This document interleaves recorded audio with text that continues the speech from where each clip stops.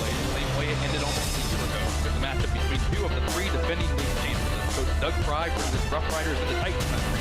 It's St. Mary's versus Ottawa-Glandorf coming up next on Game Face Ohio. TSC can save you money. How? TSC can save you money with Emerge. What's Emerge? The Emerge bundle plan. TSC will merge your phone, cable TV, and internet into one nice, neat package to save you money. How much money? A boatload. The Emerge bundle plan, only from TSC. TSC, give us a call and see. It's easy as 1, 2, 3, call TSC. At Minster Bank, we understand that life can get hectic. That's why when it comes to your banking, we offer the services that make your life simpler with tools like person-to-person payments, Pop Money, mobile and online banking, and bill pay. But most of all, Minster Bank is a supportive member of your community with personal relationships and customer service that reach outside of our branches. Minster Bank, helping people achieve financial success. Hello, Frost Roofing. Frost Roofing holds the same core values our company was founded upon nearly 9 decades ago. We proudly provide quality craftsmanship and top-notch service to each client we serve. We're licensed by several major roofing manufacturers to give you the right recommendations at the best value for your investment. With state-of-the-art equipment, cutting-edge technology, and our honest way of doing business, Frost Roofing is our area's preferred commercial roofing experts. To learn more, visit frost-roofing.com or call 419-739-ROOF.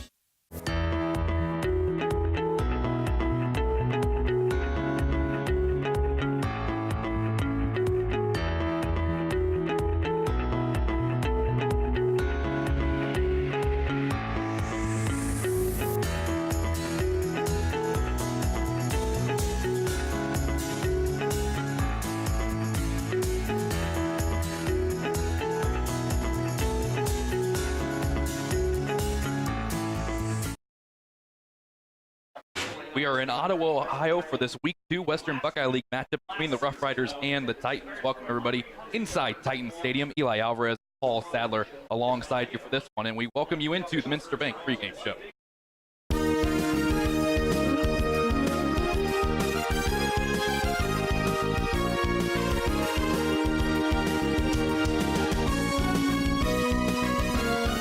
Well, it's two teams with a lot of history over the past several years, as it's been 7 years exactly since the Roughriders have been able to beat St. Mary's. Paul, it's a monkey that the Roughriders love to get off their back. Yeah, and there's been a lot of high stakes here recently in this history. 2 years ago, they were playing for playoffs in Week 10. Last year, it was Week 10. The OG Titans knocked off the Riders 13-7 to clinch a share of the WBL title, along with St. Mary's and Walpock. Both teams enjoyed a run in the playoffs, but ultimately lost close games in the regional finals, where OG lost 38-35 to eventual state champion Columbus Bishop Hartley, and St. Mary's lost 34-27 to state runner-up Trotwood Madison. Well, the Roughriders coming to this one just like the Titans with that 0-1 record, and they're both coming off tough losses against tough non-conference opponents last week, Paul. Yeah, the Roughriders lost a shootout last week, 39-32 to a very talented and athletic Sydney team.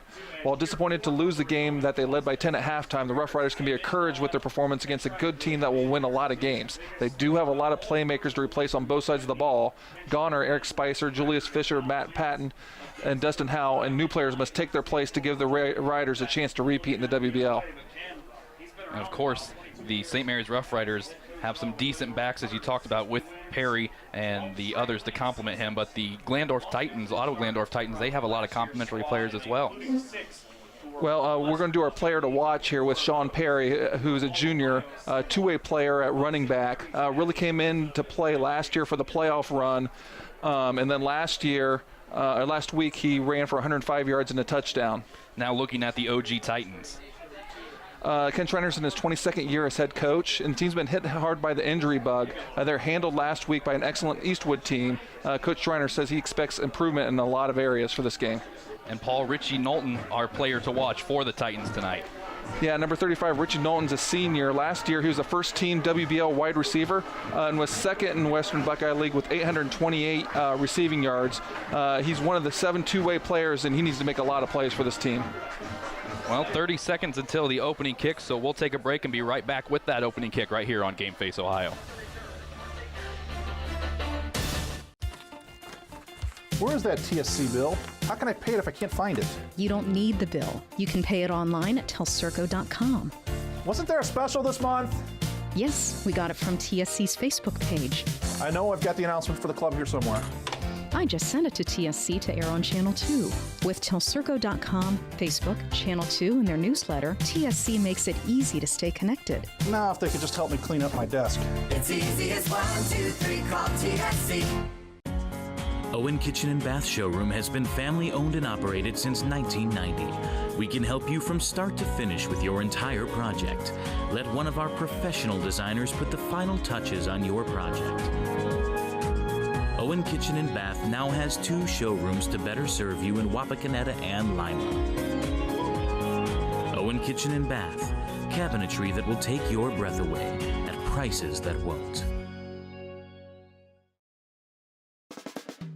Stars and Stripes Graphics is your local screen printer located just east of the St. Mary's Memorial High School. Visit our showroom for all things Rough Rider, including jackets, sweatshirts, hats, sweatpants, ball caps, and more. We also carry items for New Knoxville Rangers and select collegiate gear for Ohio State and Michigan.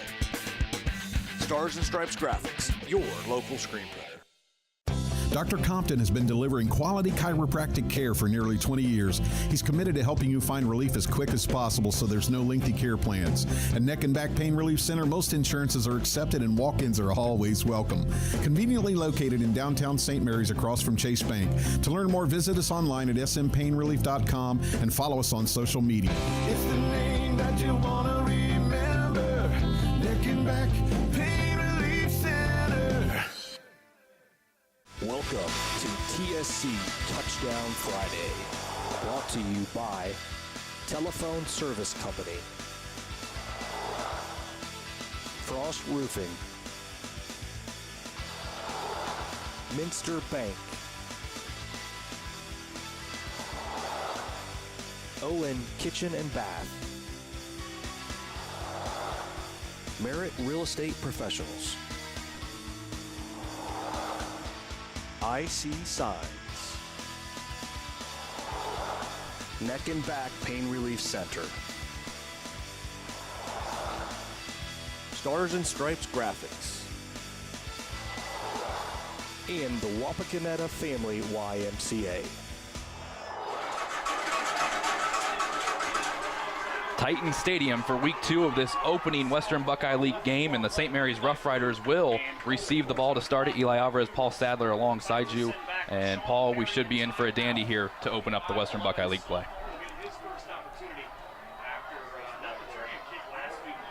It'll be Tristan Ball to kick it off deep for the Titans, as Sean Perry is back with Braden Dunlap to do the receiving.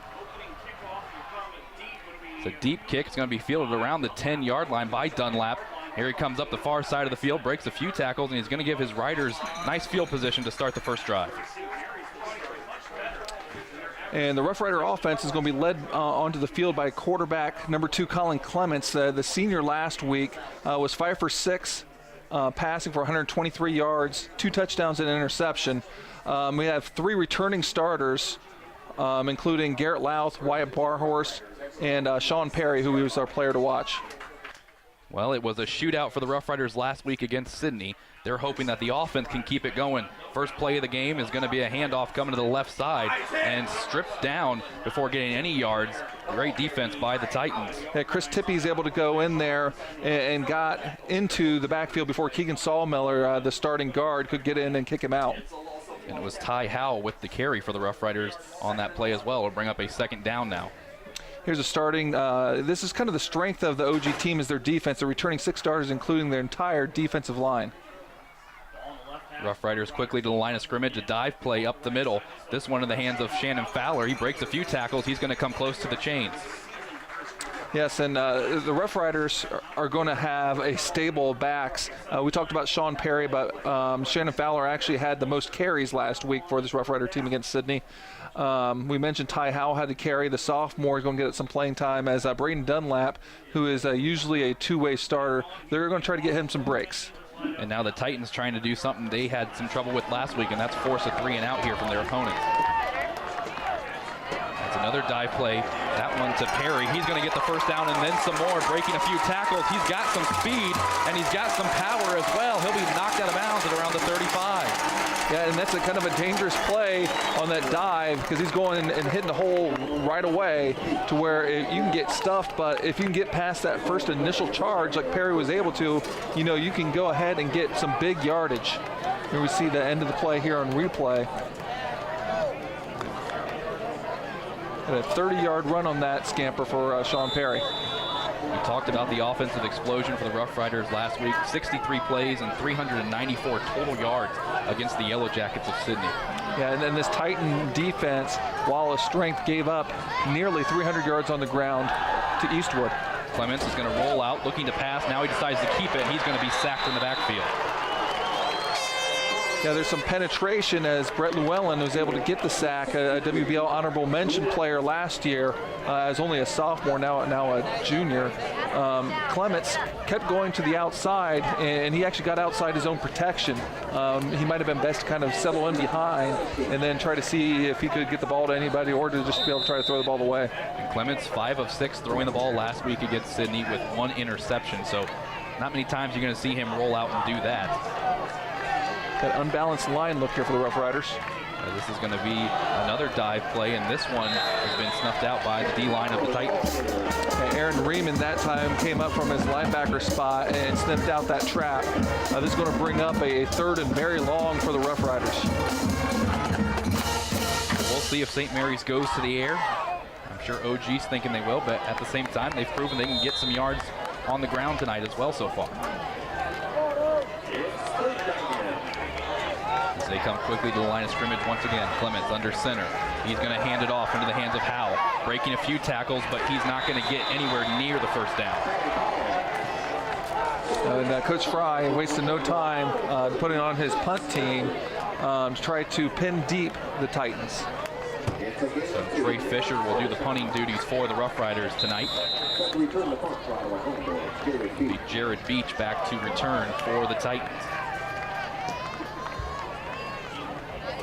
A lot of time to get the punt off, and it's a short punt that's going to bounce it around the 20-yard line, and it's going to die around the 16-17. That's where OG will take over. Well, the OG Titans, like I mentioned at the top, hit by the injury bug, really, for all intents and purposes, on their 3rd-string quarterback. All first-team WBL quarterback Jay Kaufman tore his ACL in summer basketball. And then the backup, Jeremy Leopold, the sophomore, was hurt in a preseason scrimmage. So now Jaden Siebenek has his turn to run the Titans. And kind of a busted play from Siebenek. I think he was supposed to hand it off, but when the pitch man wasn't there, he took it himself. Well, here's a look at the starters for OG. Only 2 returning starters off last year's WBL and playoff team. Richie Knowlton at wide receiver, mentioned again he was first team all WBL. And Daniel Beamer at running back. He is someone who the Rough Rider coaches believe might see a lot more carries this week. He only had 10 carries for 11 yards last week against Eastwood. Yep, only 48 total yards for the offense for OG last week. Here's going to be a fake handoff for Siebenek. He's going to keep it, and this time he'll get a few more yards, but it will make it a 3rd and long still. So here's the St. Mary's defensive starters. They have 4 returning starters, plus a lot of guys with some experience, led by Austin Giesige, first team all WBL. Jackson Harris was a WBL honorable mention last year. And on the front line, Reed Aller, a 3-year starter, was also WBL first team. And you can hear it, that Cowbell Mafia already getting those cowbells going as it's a crucial 3rd down to start the game for the OG offense. Siebenek is going to drop back to pass. He throws it out into the flats. It's completed. Now going up the far sideline. Is it going to be enough for the first down? Yes, and then some, but a nice hit at the end as well, as Daniel Beamer was the one with the reception for the Titans. I'll tell you what, that's a really nice play call there by Coach Schreiner. Last week, Siebenek was only 3 for 13 passing and had a really tough time. So he called a high percentage pass play, just a little flare out to the back of the backfield. You're going to complete a high percentage of those and let your teammate Daniel Beamer be able to make the play with a 12-yard gain for the first down. So Siebenek Going to give it back to Beamer. This time he breaks a few tackles, trying to break another, but he can't, and gang tackled at around the line of scrimmage. And we're going to call his name a lot. That was Sean Perry, our player to watch, a two-way player for the St. Mary's defense. And he's really the only true two-way starter, although they will have several guys play both ways. Conversely, the Titans have 7 players that start both ways. Well, it's an OG team that last week only had about 16 minutes of possession with the ball. They're hoping that can change, but this Roughriders defense is much improved over the past few years. Stevenak will drop back, throws it deep and almost dangerously. Ball's incomplete though, but a threat of possible interception there by Cam Hagler. Well, so something that they are doing a little bit different is they are going with a two-back look out of the pistol for the Titans. And I think they're doing that to provide a little bit more protection for Stevenak back there. Hopefully having him with a little more protection will improve the accuracy of it. Still scoreless here in this first quarter of the Week 2 matchup between the Roughriders and the Titans, and another crucial third down for this OG offense. Passing situation for Stevenak. In the shotgun, he'll drop back, looking up the field. His receiver now turns to Nolan, and he's got a battle for the ball, but great defense there by the Roughriders, and that's Drew Jacobs that knocks it down. And it wasn't too bad of a ball. It's a little bit to the inside, but you have two really experienced players going at it. That's a really good matchup. Drew Jacobs is a 3-year starter senior that is guarding, again, a returning first-team WBL receiver in Nolan. You know, that's definitely a chance worth taking to throw it up there. And Jacobs alongside Perry back to receive this punt. It will be Brett Llewellyn to punt it off for the Titans, as he puts it high into the air, and that's about as high as it's going to get, as it's short and bounces around the 50-yard line, and that's going to be great starting field position for the Roughriders.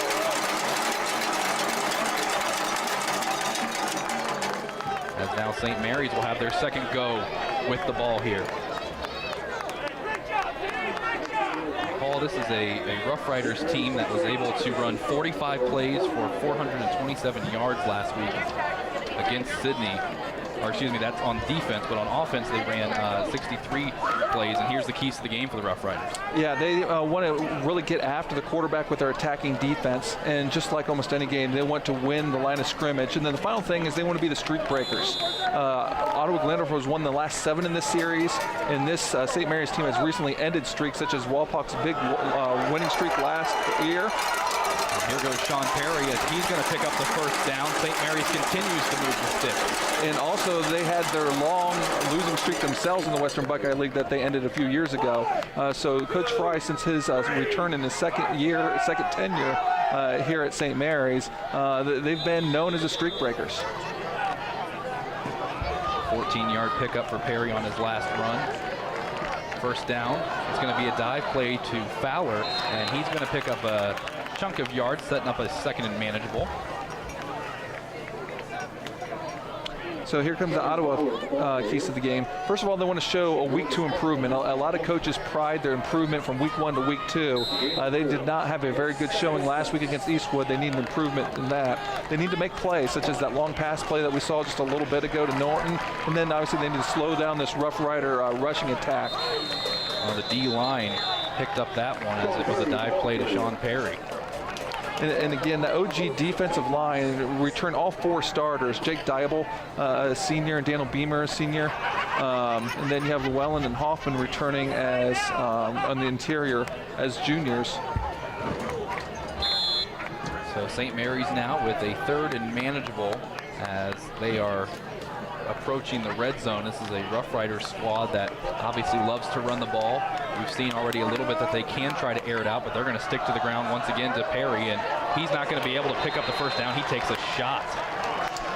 Yeah, he does. You know, he's trying to cut to the outside, did a little jump cut, but the inside-out pursuit by the Titans was able to take him down.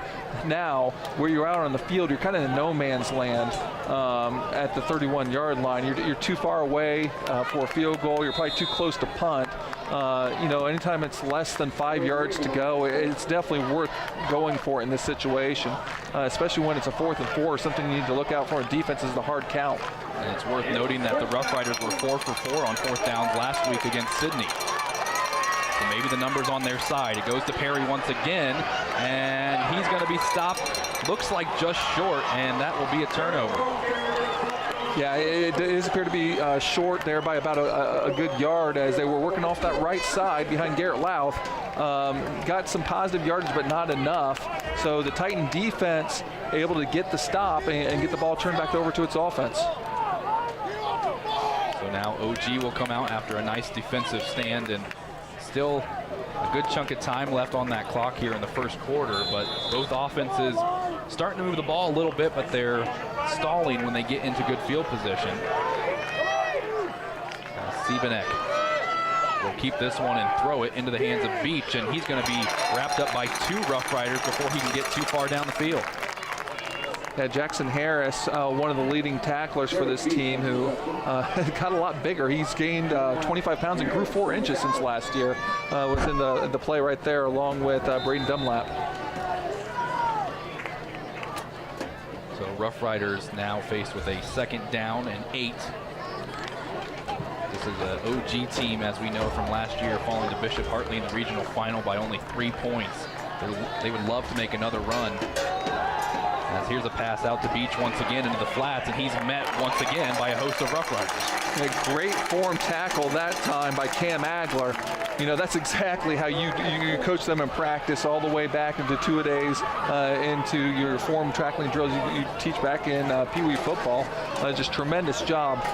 But still, one thing I would say about Siebenek, shown a little bit more accuracy than he did last week. That's going to give that young man some confidence. So now another 3rd down for the Titans to deal with. We'll see how the Roughriders respond. Last week, Sydney was 4 of 8 on 3rd downs against this Roughriders defense. Siebenek throwing, and it's tipped. If he would have caught it, it would have been enough for the 1st down, but it's going to force a 4th and manageable now. Yeah, just slightly high and behind Dylan Tippy on the crossing route, but definitely something that you would love to be able to catch. That would have been big chain-moving catch if he was able to make it. So it'll be Jacobs and Perry back to return for the Roughriders. 2nd time we've seen the punt team out for the Titans. This punt better than the last, as it's a nice one going back to the 25, fielded by Perry. We'll see if he can make some moves. He's dancing now across the 35, and that's about as far as he's going to get. And unfortunately, I believe that this is going to come back a little bit. Right at the point of attack of the catch, there's going to be a flag. I believe they're going to get Trey Fisher with a block in the back. So that is the call that they are making out on the field. So it will move the Roughriders back just a bit.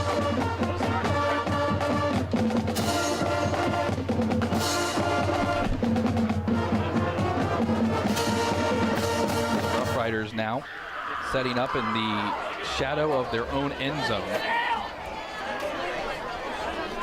And that penalty flag brought to you by Stars and Stripes Graphics.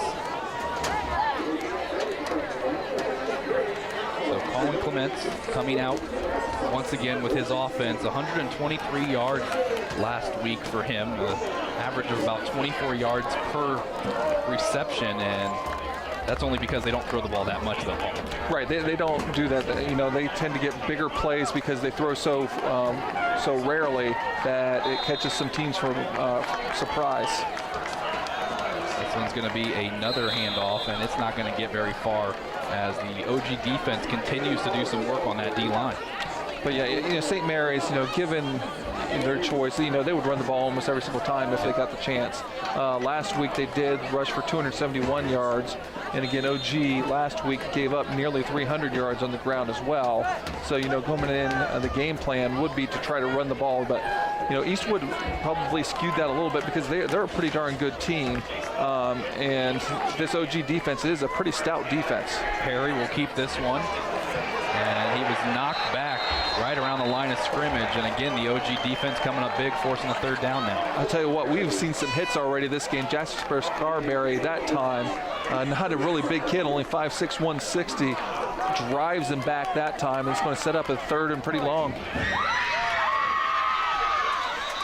The Rough Riders come out. They were 5 of 13 last week on third down conversions. Not a great number, but again, it's because most of the time when they get caught in those third and long situations, they run the ball, and they're 1 of 3 in this game on third down.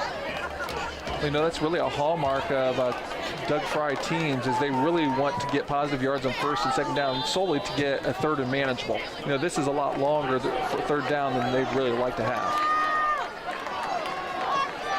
And it will be another dive play, and again, it will be stopped very short of the chains. So just trying to look quick trap, see if they can pop something through. That time it was the sophomore Ty Schlosser getting the carry. So it will force the punting unit to come out once again, and that means we'll see Trey Fisher, who only punted the ball twice last week, a long of 28 against the Yellow Jackets. Again, a lot of time to punt it. This one high but short, bouncing it around the 45, and now it'll go across the 50 to the opposite 45, and that's where it'll be down.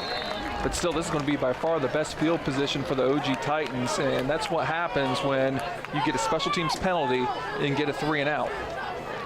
Well, and you talked about a good team last week in Eastwood that the Titans face, only 48 total yards of offense, and now they come out and they have a little bit of momentum here against this Rough Riders defense, but you got to think they're scratching their head because they haven't got across the 50 yet. No, you know, they still need to figure out some things on offense, but defensively, they've been playing. Eastwood plays primarily a wing T, and playing another wing T team this week with St. Mary's probably helps out. But yeah, offensively, you know, they still need to be able to answer some questions. That one not going for very many yards, as it'll set up a second down now for the Titans. Blake Conor, the first one to kind of get in there, the big old sophomore, 270 pounds. There's actually a lot of beef out there, Eli. The defensive front of the Rough Riders goes 230, 270, 265, 245, and the OG offensive line's pretty big themselves.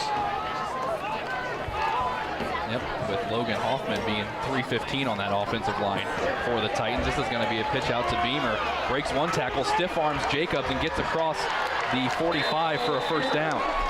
Tell you what, that showed a little bit of skill there on Beamer's part. To be able to go inside and then finally cut out, and then with the stiff arm, as you mentioned, on Jacobs. It might have been the best offensive play so far for the Titans, as they are now in Rough Rider territory for the first time. So that 12-yard gain will set up a first down now for the Titans, as the quarter is starting to tick down. At least one more play to come, it looks like. So Siebenek in the shotgun once again. This time he'll drop back to throw it, looking deep. He's got Nolan, but he underthrows him just a bit and almost making the adjustment, but it falls incomplete. Yeah, it was underthrown, but probably even worse, it was probably thrown late. If he would have just thrown it a little bit earlier, then he doesn't have to throw it quite nearly as far, because Nolan did have a step on Agler, but by waiting a little bit and then throwing it when he did, ends up being underthrown, and Agler can react and knock it down. Still, I think that's something that they need to do. You know, they have a weapon in Nolan. One of these times, they're probably going to connect. Siebenek looks to give off to Beamer, but he keeps it instead, and that'll get a nice gain of yards to set him up for a third down and manageable on the other side of this first quarter. So that will do it. After one, the score is tied at 0-0 here in Ottawa. Hello? Call dropped? Hello? No more minutes? Lost your phone? Don't worry, telephone service from TSC is always crystal clear, never runs out of minutes, never has a dead battery, and most importantly, in an emergency, it displays your address for 911. Plus, TSC keeps you connected with free calling in our expanded calling area. Ask about telephone service from TSC today. It's easy as 1, 2, 3, call TSC. IC Signs designs, creates, and installs custom eye-catching signs. We use state-of-the-art technology to produce indoor and outdoor signs, LED message boards, and vehicle wraps. We can also help you with LED light conversion, sign refurbishing, custom t-shirts, promotional items, and your print needs. Whether you know what you want or have no idea, trust the experience of IC Signs. Call IC Signs at 419-738-6640.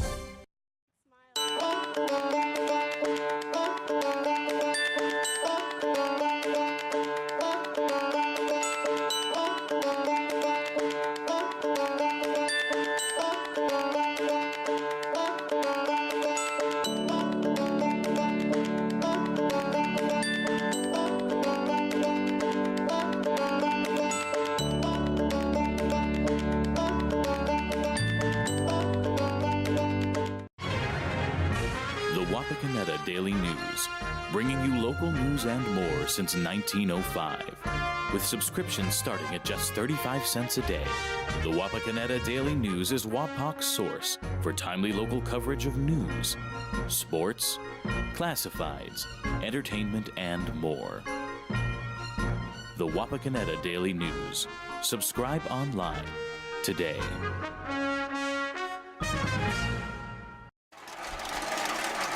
Back for the second quarter here at Titan Stadium. We flip sides of the field and a little bit of confusion there, but Beamer gets the handoff and he's going to be stopped on a crucial third down. And now the OG Titans with a big decision here. Yeah, we saw that a little bit last week with OG having some timing issues against Eastwood, but this time Steveneck and Beamer kind of bump into each other, and that threw off the timing just enough to allow Drew Jacobs to get in there and be able to knock him down. So it looks like the punting unit will come out, and it'll be Brett Llewellyn to do so for the Titans. Again, Jacobs and Perry back to receive. They're standing at about the 10-yard line. Perfect place for a fake here. You got to watch out for it.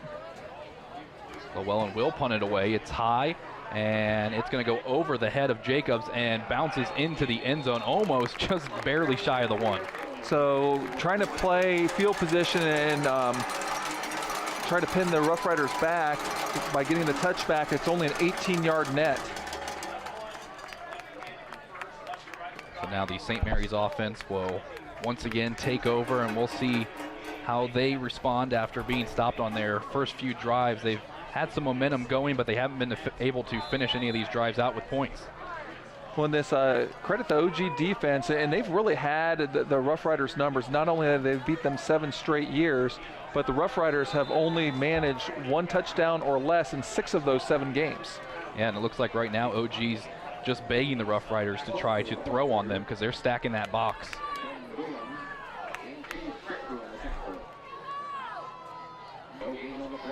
So no gain on that play for the Roughriders. St. Mary's comes out on this second down and 10, backs up against their own end zone. And this will be another handoff, and again, not much yardage for the Roughriders offense. So again, credit the Titans defense as this is going to bring up yet another 3rd and long. Last time they're in this situation, they went with the pretty conservative call of going up the middle with the trap. We'll see if Coach Fry continues to try to just see if he can continue to wear down this defense, because there's something to be thought of too. You got 7 guys playing both ways on these Titans. Sometimes you're trying to win the long game. Clements will hand it off to Perry. He's got some room to run. He's going to be knocked down at around the 30-yard line. And Roughriders are saying it's enough for the first down. Well, it was a touchback, so if it's touching the 30 on the spot, it will be a first down. And they will go ahead and give him the first down. Here we get a good look at Coach Fry as he is happy to have just picked up that first down, giving a talk to his senior quarterback calling the play. And you alluded to that OG defense. It's a defense that last week only had 1 tackle for loss against the Eastwood team, and they've been getting in the backfield of the Roughriders tonight, as there's a mishap in the backfield, but it ends up being no huge harm as Howell ran into Clements. Well, but it's a negative play, and obviously most offenses are really predicated on timing, but especially the wing T. And with your pulling linemen and the backs get bumped or stopped just a little bit, it throws the whole thing off. And Howell will come out and be replaced by Braden Dunlap now. As it's a 2nd and 11. Clements gives it into the hands of Perry, trying to go up the near sideline, and he's once again going to be hit And this is just a hard-hitting defense of the Titans we're seeing here in this first half. It is, and I think that was Scarberry again. We're kind of hidden there by the sidelines of the Roughriders, but we have seen a lot of hits. If you like defense, this has been the game for you, and it was Scarberry again, put the hit on. Now another 3rd down and long for the Roughriders in this contest. And as mentioned, they did just pick up. Clements rolling out, acting like he's going to throw it, but he's keeping it all the way, and again, little to no yards. Well, sometimes going to the short side of the field, there's just not as much real estate there, so that is going to create the stop for the Titans as it brings up a 4th and long. Yep, and once again, we'll see Trey Fisher, the sophomore, for the Roughriders to punt it away. Jared Beach back to return it for the Titans. Fisher with a high kick, but it's short, nearing the sidelines, and it's going to bounce out at around the 35.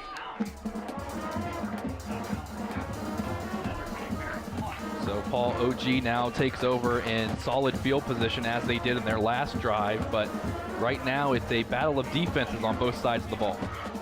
Yeah, and right now it might be tough to foresee OG just putting together a really long drive. I almost think that their best chance is to hit a big play as opposed to kind of grind out a lot of plays, which is what St. Mary's would be really happy to do. So 1st down now for Siebenek. He's going to hand it off to Beamer. He lost it, but he jumped right back on it. It's going to be a loss of yards, but the Titans keep the ball. And that's something that happened last week. I believe the Titans put the ball on the ground about 5 times, and they have to treasure the ball just a little bit more. They fumbled 3 times, only lost 2 of those, though. As a 2nd and long now for the OG offense. It's going to be a handoff once again up the middle to Beamer. Breaks a few tackles. Now he loses the ball again, but fortunately for him, it looks like Richie Knowlton jumped on it.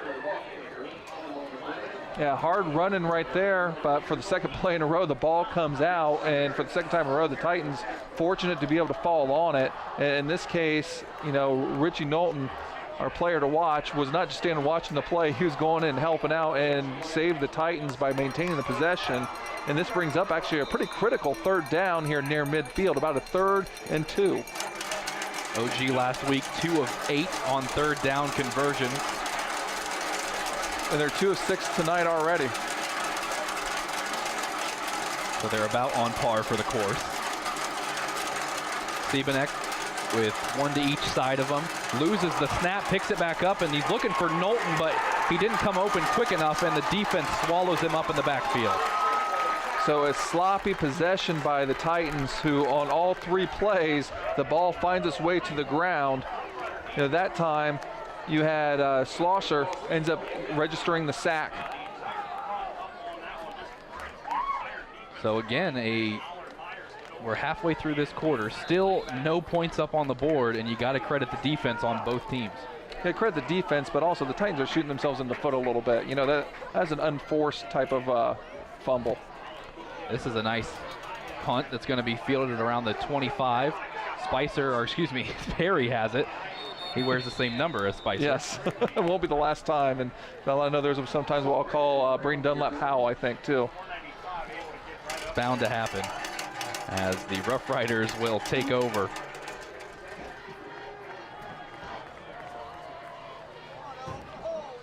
So as I mentioned, I really don't think that this game being scoreless, is bothering the Roughriders a whole lot, because I mentioned the long game. To them, they feel that come the 3rd and 4th quarter, if they keep trying to pound the ball, that they'll kind of wear them defense down, and they'll eventually start to get their bigger chunks of yardage. Yeah, you're right. They're just going to keep doing what they do best, and right now OG able to control the line of scrimmage at the moment, but again, we've seen in the past, not only from last week, but in previous years, that's what the Roughriders do. Like you just said, they break you down defensively as the game goes on. They do, and again, this Titan defense is a pretty experienced and pretty large group too. Clements will pitch the ball off to Fowler, and he's not going to get anywhere. As left, right up the middle, it doesn't matter. OG is not letting St. Mary's go anywhere. So this is going to bring up about the 4th consecutive 3rd and pretty long, although this one's better than the last couple. They're calling it about 3rd and 6. You see, I believe it's Dueling able to make the tackle for the Titans. So the Rough Riders now 2 of 6 on 3rd down conversions in this one. Looking to make it 3 of 7 as Clements comes to the line. That looks like we're going to have a timeout. Yep, timeout taken by the Rough Riders. We'll take one as well. Scoreless here in this Week 2 matchup between the Rough Riders and the Titans. TSC can save you money. How? TSC can save you money with Emerge. What's Emerge? The Emerge bundle plan. TSC will merge your phone, cable TV, and internet into one nice, neat package to save you money. How much money? A boatload. The Emerge bundle plan only from TSC. TSC, give us a call and see. It's easy as 1, 2, 3, call TSC. At Minster Bank, we understand that life can get hectic. That's why when it comes to your banking, we offer the services that make your life simpler with tools like person-to-person payments, Pop Money, mobile and online banking, and bill pay. But most of all, Minster Bank is a supportive member of your community with personal relationships and customer service that reach outside of our branches. Minster Bank, helping people achieve financial success. Hello, Frost Roofing. Frost Roofing holds the same core values our company was founded upon nearly 9 decades ago. We proudly provide quality craftsmanship and top-notch service to each client we serve. We're licensed by several major roofing manufacturers to give you the right recommendations at the best value for your investment. With state-of-the-art equipment, cutting-edge technology, and our honest way of doing business, Frost Roofing is our area's preferred commercial roofing experts. To learn more, visit frost-roofing.com or call 419-739-ROOF.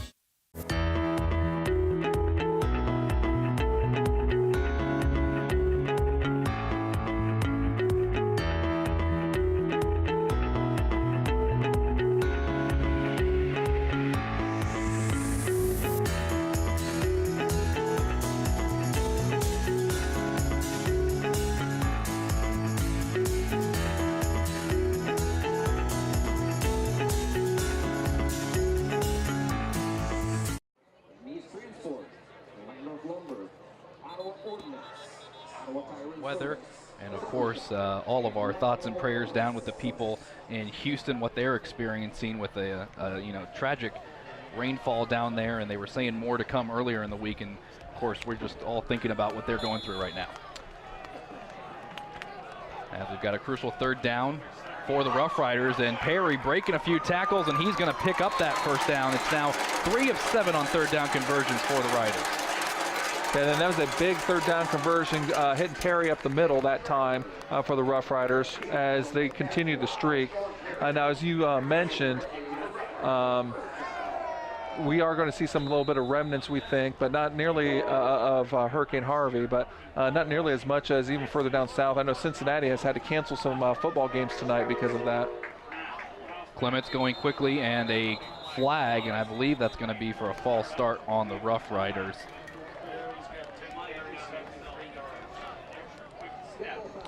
So on a stat update, that last carry gives Perry 73 yards already on the ground on 10 carries. Well, and you think about weather. In the past few years, it seemed like Week 2 has always been the week that there's been the most postponements for weather.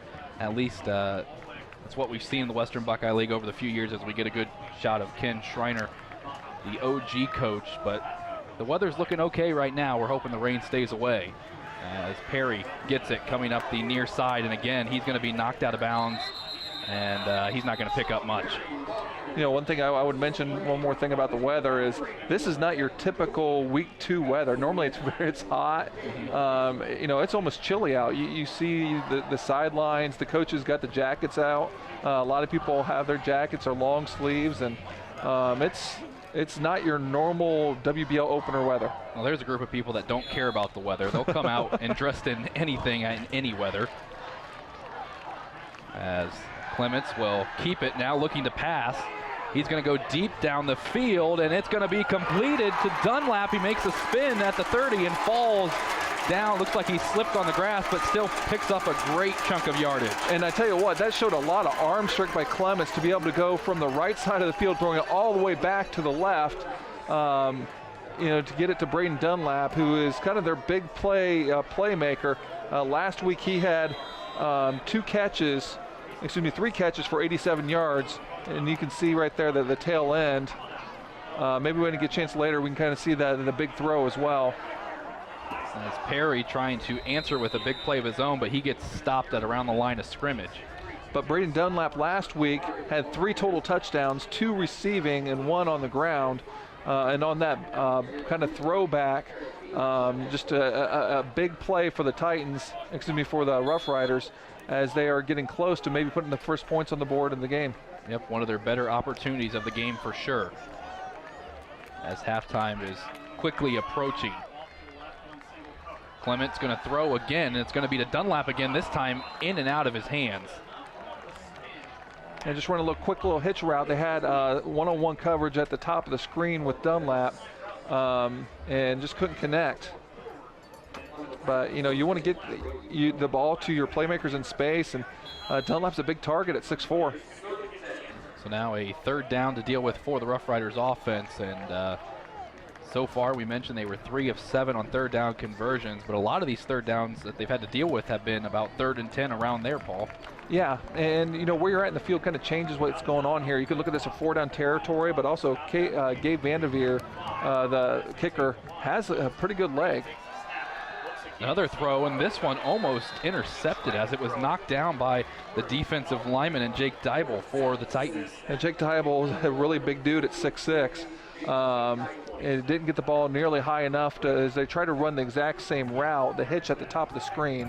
Considering they didn't gain any yardage right there at the 30, punting's out of the question.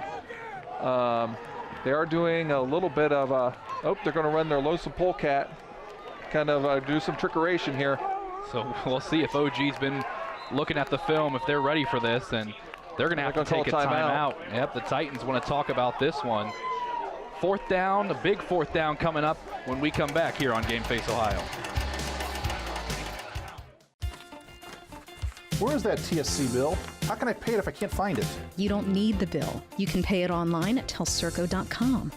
Wasn't there a special this month? Yes, we got it from TSC's Facebook page. I know I've got the announcement for the club here somewhere. I just sent it to TSC to air on Channel 2. With telcirco.com, Facebook, Channel 2, and their newsletter, TSC makes it easy to stay connected. Now, if they could just help me clean up my desk. It's easy as 1, 2, 3, call TSC. Owen Kitchen and Bath Showroom has been family owned and operated since 1990. We can help you from start to finish with your entire project. Let one of our professional designers put the final touches on your project. Owen Kitchen and Bath now has 2 showrooms to better serve you in Wapakoneta and Lima. Owen Kitchen and Bath, cabinetry that will take your breath away at prices that won't. Stars and Stripes Graphics is your local screen printer located just east of the St. Mary's Memorial High School. Visit our showroom for all things Rough Rider, including jackets, sweatshirts, hats, sweatpants, ball caps, and more. We also carry items for New Knoxville Rangers and select collegiate gear for Ohio State and Michigan. Stars and Stripes Graphics, your local screen printer. Dr. Compton has been delivering quality chiropractic care for nearly 20 years. He's committed to helping you find relief as quick as possible so there's no lengthy care plans. At Neck and Back Pain Relief Center, most insurances are accepted and walk-ins are always welcome. Conveniently located in downtown St. Mary's across from Chase Bank. To learn more, visit us online at smpainrelief.com and follow us on social media. It's the name that you want to remember. Neck and Back Pain Relief Center. Nope, they're going to try a field goal. It will be a field goal attempt for the Rough Riders as they were looking to maybe pull off a little bit of trickery, but Coach Doug Fry thinks better of it. Yeah, but now they're lining up on Gabe Vanderveer, trying a 47-yard field goal. and he's got a strong enough leg to do it. He has a slight wind behind him. His longest last week against Sydney was 21 yards, and this one is going to be well short, and that will give the Titans field position now to go the other way. Yeah, the ball ended up hitting the end line. With the trajectory of the ball, they probably only needed a couple more yards to be able to get that in there, but still definitely worth a run at it. So still scoreless here in Ottawa, week 2, the WBL opener.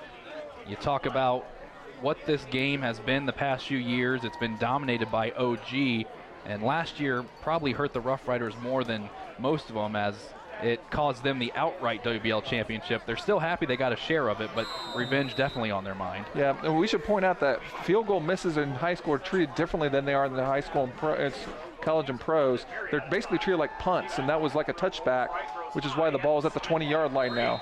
And now it's at the 30-yard line thanks to Richie Nolan and his hands as he tiptoes the sidelines. So again, Ottawa being a little bit more accurate than he was last week. He was only 3 for 13 last week, and now he's already 4 for 8. So 4 minutes remaining in this first half of play. The offense is trying to get going, but the defense has been standing tall. Siebenek looking far sideline, and a nice hit to possibly cause the drop by Cam Egler. And I said by Egler, at time Nick Buckland. Ball was probably hung up just a little bit too high for him. I think he was feeling some pressure, but still, as a coach, you really want him to be able to haul that in, because the ball was there, before the contact was there. Perfectly timed hit by Egler. I think maybe he heard some footsteps coming behind him. He might have been. So second down for OG.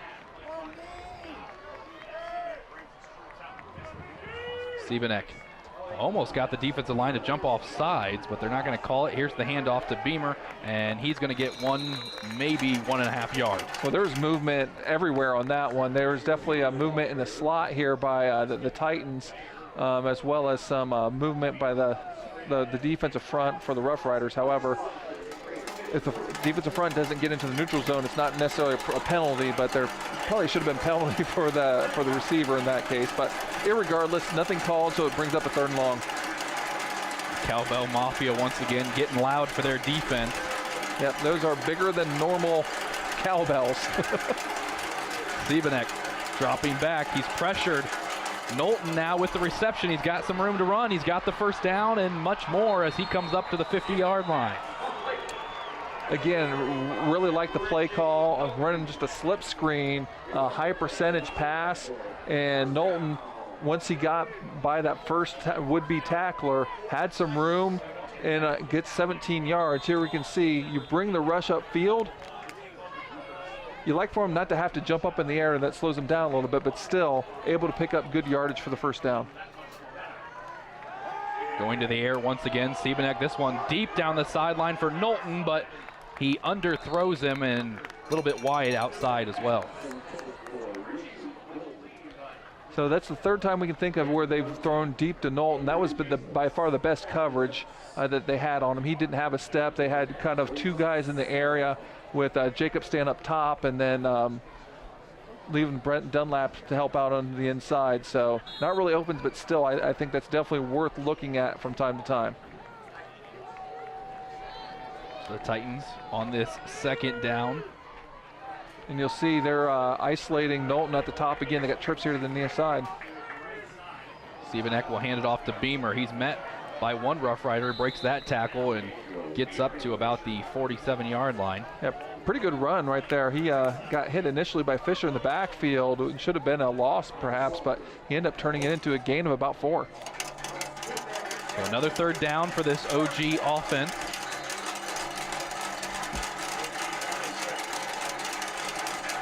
Titans 2 of 6 on 3rd down conversions here tonight. As the clock continues to wind down closer to the halftime break, Siebenek in the shotgun, looking to pass, has some options, has a lot of time. He's going to roll out to his right, try to get his feet to get the job done, but he's going to be pushed out well short of the first down. Yeah, it looks like it's going to be about fourth and a good 3. But the way this game is, it looks like Coach Schreiner is going to go ahead and probably punt, I would imagine. That's exactly what they'll do, as St. Mary's will have about 2 minutes to work with if this is in fact a true punt. This one a nice high punt once again, deep. It's going to be fair caught and now muffed, and it looks like the Titans might have jumped on it, and they did. So OG with a nice turnaround of field position to set themselves up in the red zone. And in these low-scoring games, the worst thing you can do is turn the ball over, especially in special teams. So just trying to do the fair catch, and it goes right through them. And Dick can't quite get the number of who jumped on top of that. It's number 8, Eric Habish, the sophomore. And it was Drew Jacobs who muffed the punt for the Roughriders, the normally sure-handed Jacobs. As Siebenek now has his offense out on the 15-yard line.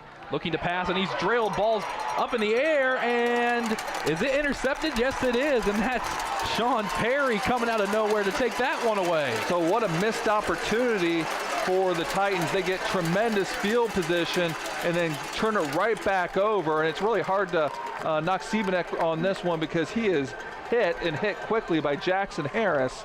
Ball goes way up in the air, and Sean Perry is able to go up and get the interception and get the ball back for the Roughriders. Just when they thought they could get a touchdown at the end of the first half, St. Mary says nuh-uh, and they take the ball back. So now a minute 55 to work with in an offense that is going to run the ball, but so far it hasn't, not many big plays for the Roughriders offensively, so we'll see if they just wind the clock down or if they maybe go to the deep ball a little bit here. As it will be a handoff, and here's a big play for the man who just came up with the interception himself in Perry. And I think this is kind of what you'll get, at least for, the first if they were able to move the chains for a few more first downs, is they're going to keep the ball on the ground. Hopefully they can move the chains, or even better yet, get a big, large run. And then if they do get around midfield or so, then you might see them change their game plan to maybe pass a bit. And Fowler this time on the running attack. He gets pushed back, and it's going to be a loss of yardage. And a timeout now by the Ottawa-Glandorf Titans with a minute 33 to go in the second quarter. 0-0 the score here in Ottawa. You're watching Game Face Ohio. Hello? Call dropped? Hello? No more minutes? Lost your phone? Don't worry. Telephone service from TSC is always crystal clear. Never runs out of minutes. Never has a dead battery. And most importantly, in an emergency, it displays your address for 911. Plus, TSC keeps you connected with free calling in our expanded calling area. Ask about telephone service from TSC today. It's easy as 1, 2, 3, call TSC. IC Signs designs, creates, and installs custom eye-catching signs. We use state-of-the-art technology to produce indoor and outdoor signs, LED message boards, and vehicle wraps. We can also help you with LED light conversion, sign refurbishing, custom t-shirts, promotional items, and your print needs. Whether you know what you want or have no idea, trust the experience of IC Signs. Call IC Signs at 419-738-6640.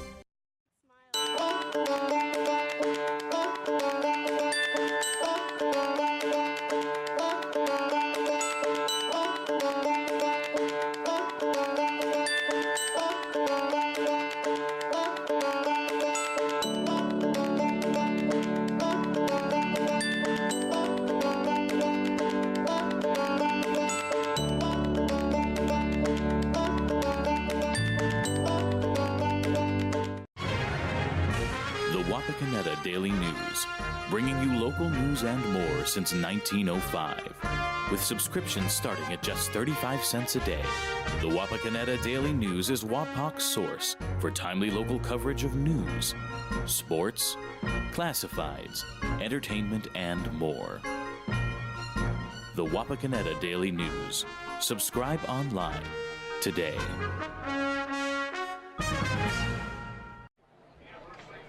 Well, if you love defense, this is the matchup for you here in Week 2. Western Buckeye League opener, 2 league rivals in OG and St. Mary's holding each other scoreless with about a minute and a half to go until the teams head to the locker rooms. A 2nd and 10 for the Roughriders. Here's going to be a handoff and some room to work now for Hal. He's up the far sideline, and he's going to set his Roughriders up in great field position and gets out of bounds with about a minute 25 to go. Okay, now you've given yourself some breathing room. You're around midfield. At this point, you might see Coach Fry. I still think with 2 timeouts, he's probably still going to run the ball a little bit. But from here, you might see him maybe be a little bit more aggressive because it becomes more realistic to be able to reach the end zone via pass if need be. And Ty Howell with more rushing yards on that one play than he had all of last week. He picked up 23 on that run. Now it's Dunlap's turn, and he's going to get a nice chunk of yardage, and it looks like it's going to be enough, depending on the spot, to move the chain. Well, and this is what the Riders like to do. They weren't getting these big gashes of yards earlier, but that's 3 straight runs of, we're going to say, 9 yards or more. Well, they're going to say it is just short for the Roughriders. Clock running down under a minute. Clements is going to hand it off to Perry, and he's going to break a few tackles, getting the first down, which will stop the clock momentarily. It looks like there's a flag down, though. And there is a sideline warning against the Roughriders. So again, that's really no harm at this point. Just, hey, coach, keep your guys back for right now. If they do it again, then, it might be worth 15 yards for unsportsmanlike, but just trying to keep the sidelines clear for the officials. But can you blame them? I mean, this is probably the best offensive performance we've seen so far in this game for the Roughriders, and it continues as they keep picking up nice chunks of yards, but now the clock continues to run down as well. Yeah, and Coach Fry's going to use one of his 2 final timeouts. So he takes a timeout, 41 seconds remaining. It's a 2nd down coming up for the Roughriders, and Paul, this is probably the best we've seen this offense do on one particular drive in this game so far. Yeah, they put some plays together, and they're starting to win a little bit more over the battle decidedly at the point of attack.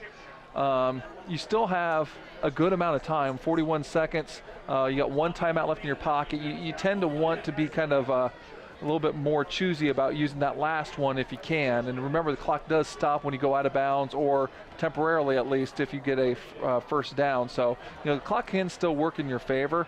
But we've seen over the years of covering the Roughriders, specifically Doug Fry teams, they come up with sneaky ways to score right before halftime, and those times sometimes can be momentum killers for other teams. Well, maybe this is a good thing for the OG defense as well, to catch their breath a little bit here. And remember, it's not just their defense, really. It's almost their entire team doesn't come off the field. So, maybe some fatigue is starting to crawl in. Quickly to the line of scrimmage out of the timeout. Clements is going to hand it off, and tripping it around the line of scrimmage is Sean Perry. And he's going to stay down as the clock continues to run. And Logan Hoffman, a big 315-pounder, able to disrupt that. And that's kind of what you don't want to do, where the clock's continuing to run, where now it might become a little bit of a factor as we're approaching 20 seconds left. Clements, this will be a handoff to Dunlap, and he's not going to get to the chains. It's going to bring up a 4th down, but more importantly, the clock is now down to 13 seconds, and St. Mary's will take their final timeout. And Jake Diebold able to kind of chase him down in that counter formation. So very similar where they were last drive. They tried and opted the field goal from this. It would be almost an identical situation.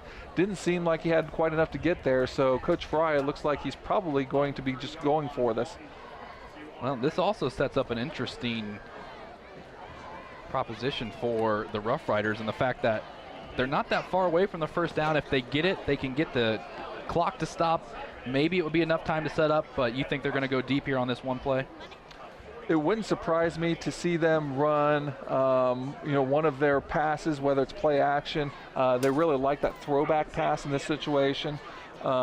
Thinking back to, the big game against Walpock last year in this situation, they ran the kind of the reverse pass. Julius Fisher ended up throwing for what ended up being the deciding touchdown in the game. So, or he could just look at, let's run our regular offense, let's pick up the first down, spike the ball, and go from there. We'll see what Coach Fry decides to do. He will hand it off, but it will be a pass from Dunlap. Now he doesn't have anybody, so he'll keep it, and he's knocked out of bounds, and I don't think it's going to be enough for the first. No, and they were looking to have Dunlap throw the ball there, but there's double cover on Ty Howe up the sideline. I believe that's who he's looking for, and it is indeed going to be a stop. So it looks like, unless a miracle happens, we're going to go to halftime scoreless, as the Titans defense, after giving up 39 points last week, seems to be putting up a very, very respectable performance. See, and this was the question people asked at the end of week 1. What's wrong with the top teams in the Western Buckeye League? Well, they played pretty good non-conference opponents. Yes, they did. Sydney and Eastwood are both going to be excellent teams, more than likely playoff teams. So it looks like OG may be content with just taking this one to the locker room scoreless, and they are. So after one half of football here in Ottawa, we are scoreless between the defending co-champs and the St. Mary's Roughriders and the Ottawa-Glandorf Titans. Back to talk about this first half in just a moment here on Game Face Ohio. TSC can save you money. How? TSC can save you money with Emerge. What's Emerge? The Emerge bundle plan. TSC will merge your phone, cable TV, and internet into one nice, neat package to save you money. How much money? A boatload. The Emerge bundle plan, only from TSC. TSC, give us a call and see. It's easy as 1, 2, 3, call TSC.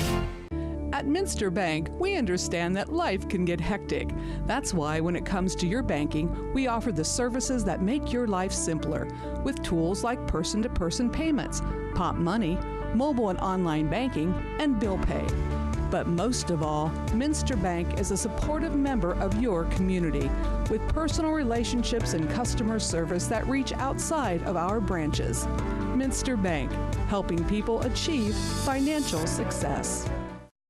Hello, Frost Roofing. Frost Roofing holds the same core values our company was founded upon nearly 9 decades ago. We proudly provide quality craftsmanship and top-notch service to each client we serve. We're licensed by several major roofing manufacturers to give you the right recommendations at the best value for your investment. With state-of-the-art equipment, cutting-edge technology, and our honest way of doing business, Frost Roofing is our area's preferred commercial roofing experts. To learn more, visit frost-roofing.com or call 419-739-ROOF.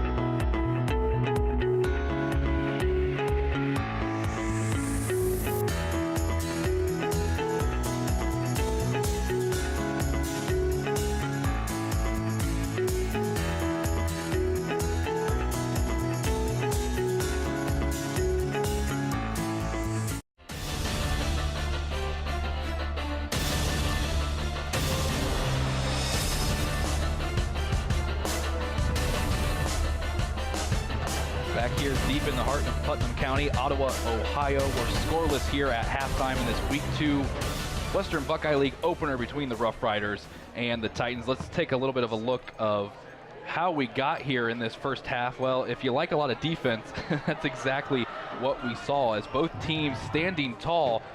A tough week last week for OG, a tough week last week for St. Mary's, but their defense is answering the call. Big hit after big hit in that first half of play. Yeah, there's no points, but there's still been a lot of action, whereas there's been a lot of hits, as you can see in this series of plays and highlights. And again, both teams coming off tough losses, and St. Mary's with a little bit of revenge on their mind after what happened to end the season last year. And Eli Alvarez, Paul Sadler alongside you once again here in Ottawa. And now it's time, like we do every week, to jump right in to Sadler Schoolhouse.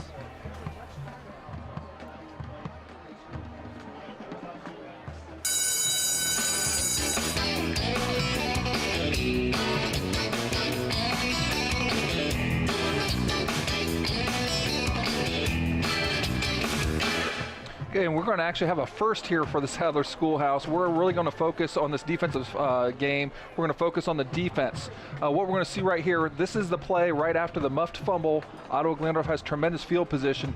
You have Jackson Harris lined up right here, and he's going to start to creep up as we start to move the video from his outside linebacker spot and show blitz. What's going to happen, we want to freeze this for a second, is we have base blocking going on here with Will Nichols and Logan Clark on their men, and then the center right here, Logan Huffman, doesn't really have anybody to block. Let's go ahead and go to the next view. What we really need them to do is, if you want to pause it, is he either needs to make a call and they need to block out, and then they can account for that blitzer, or he needs to come out and then get that guy himself, because the running back is going to vacate as we go ahead and run this now. But while this is kind of tough for high school players to be able to adjust, there's no one to account for that backer, and a backside backer, Jackson Harris that time, causes the turnover with the big hit, and Sean Perry gets the interception. Well, and as AJ and myself normally do, taking notes through that entire Sadler Schoolhouse, always fun to learn. Now, speaking of AJ, let's go ahead and look at the first half stats, Paul. Yeah, and there's not a ton of stats here, but in terms of total offensive yards, the Roughriders actually are kind of dominating. They have 173 yards total compared to only 73 for OG, an advantage of 9-4 on first downs, and obviously most of this is coming on the ground, as 145 yards for the Roughriders are rushing. Let's look at individual stats here. They are led by Sean Perry, who has 94 yards on the ground. Ty Howe has 23 yards for the Roughriders. Clemens is only 1 for 3 passing for 28 yards. Over to OG, Beamer has 26 yards on the ground. Seambeck is 5 for 12 for 44 yards with an interception. There you go, the stats for the first half of this one here in Ottawa. Again, scoreless. Both teams back out on the field warming up. We'll be back in just a moment to start the second half kickoff. You're watching high school football on Game Face Ohio.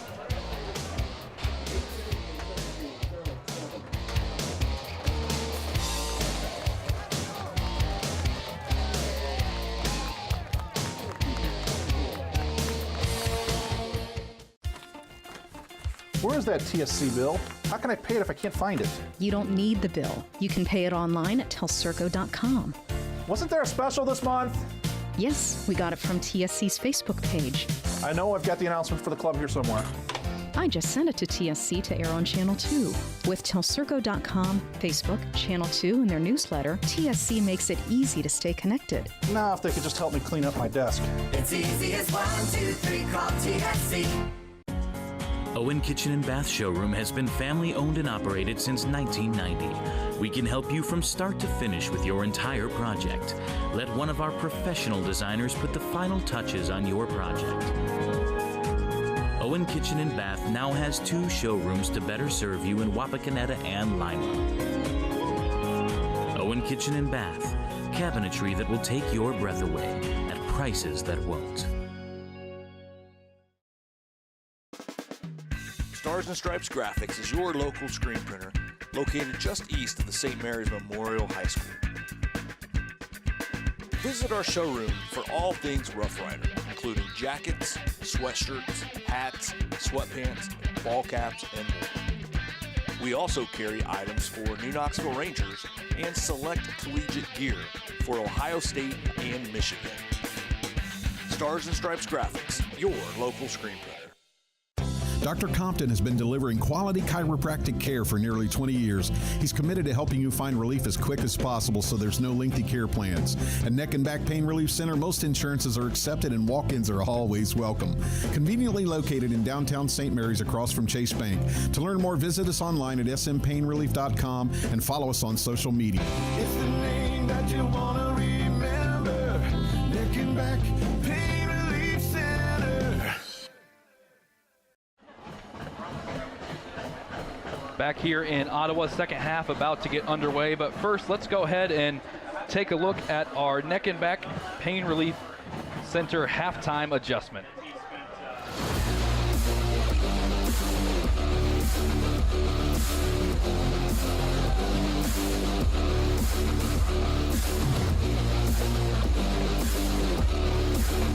And we're we're going to look at a halftime adjustment for both teams, and one of them for St. Mary's is just to feed Perry. He's capable of hitting some big plays, has nearly 100 yards on the ground in the first half, and maybe by wearing down the Titans can get some more. And for OG, they need to hit the big play. They haven't been able to string a lot of plays together. They need to take care of the football, but they need to see if they can spring Nolan for the big play. Well, something we probably didn't think we were going to be saying at the start of this game, but this is only the second time we've seen the kickoff units for both teams out on the field. As St. Mary's got the ball to start the game, so they'll be kicking off here in the second half, and the Titans are going to send back Richie Knowlton to return. Van de Veer, nice kick. Knowlton fields it around the 5-yard line. He has some room to run. He goes up the far sidelines, thinks better of it, stutter steps. Now he's continuing up that far sideline. He's going to set up around the 25-yard line. Yeah, nice move right there to be able to avoid Christian Triplett. Otherwise, he's going to be tackled behind the 20. So the Rough Riders come out, and their offense stalling a little bit. It's a pretty cool shot right there with the sun starting to set. Got some neat colors going on in the sky. High school football for you right there here in the state of Ohio. Siebenek in the shotgun. First drive of the second half. He keeps it himself on the first play, throws it to Knowlton. Knowlton with some room to run, and he's going to be tackled close to the marker. Again, nice little safe hitch route going to Knowlton. It gets positive yardage for the Titans. And I still think that might set things up for maybe a double move long pass, because the only long passes that they've run with him have been goes, and he just hasn't been able to connect with him, especially been underthrowing a couple times. Maybe with a double move, he has a chance of maybe getting him a little bit more open, but still being able to throw a deep ball but not having to be a 50-yard in the air ball. Low snap, hand off to Beamer, but it's not going to matter as the entire defensive line and some linebackers were in the backfield immediately for St. Mary's. Yeah, specifically I think as Blake Knorr able to make that first contact in the backfield, and the Titans again at times, once they get some things going, seem to be their own worst enemy. So it's a third down on the first drive of the second half for the Titans. And for the Rough Riders, this is exactly what you want to be able to try to do, is be in a position to get a 3 and out to start the half and get good field position for your offense. Again, this is a Titans team that only averaged 1.5 yards per play last week. Definitely doing much better here this week. Siebenek in trouble, rolls out, avoids the pressure, but great defense there by Perry to knock the ball away, and now dirty laundry on the field late. Yeah, we're going to see the replay because it's going to be close, but Perry did appear to put his left arm around the hip or the waist of the receiver. Whether it was too early or not, that's what the official says it was. Maybe we'll get a good look at it here on replay. But this is going to be a pass interference call, which will give the first down for the OG Titans. Well, we saw it a few times last week in the Walpock Bell Fountain game with teams giving up silly penalties. So here's the replay, and we can say that's going to be tough to see from that angle. Couldn't really tell if he was there earlier or not. This will give us a better angle. So we can see he's clearing in right there. It's pretty close. OG with a fresh set of downs. Siebenek keeps it, and he's got some fancy footwork getting all the way up to around the 47-yard line. So with the benefit of the call, the Titans are able to move the chains to get the first down, but they were given a fortuitous field position earlier in the game, was unable to do anything with it. We need to see the Titans, can they play clean? Not put the ball on the ground, not run into each other, and just play clean and try to continue to move the football to see if they can get some points on the board. Siebenek fakes the handoff, play action. He's in trouble, and he's going to be dropped back behind the original line of scrimmage. Really similar situation what we saw in the schoolhouse. Schlosser this time came off on the blind side, totally unblocked. And that's something that you either need to take care of scheme-wise, or if you just can't cover that, the quarterback has to know that there may be an unblocked guy coming from there and has to get rid of it. But after that good first down run, a loss of 9 makes it 3rd and 12. Siebenek had negative 13 yards rushing last week against Eastwood. Feeling a little bit of that here against this Rough Riders defense this week. He's in trouble once again, and again he's dropped in the backfield. And how about the Rough Riders defense? Well, both Trey Fisher and Giesecke were there to be able to make the play. However, they were trying to run the slip screen, which they ran successfully in the first half, but the Rough Riders were all over it. Siebenek didn't have anybody to go to, and I did say Giesecke. That was actually Reed Aller, who's a part of that tackle as well.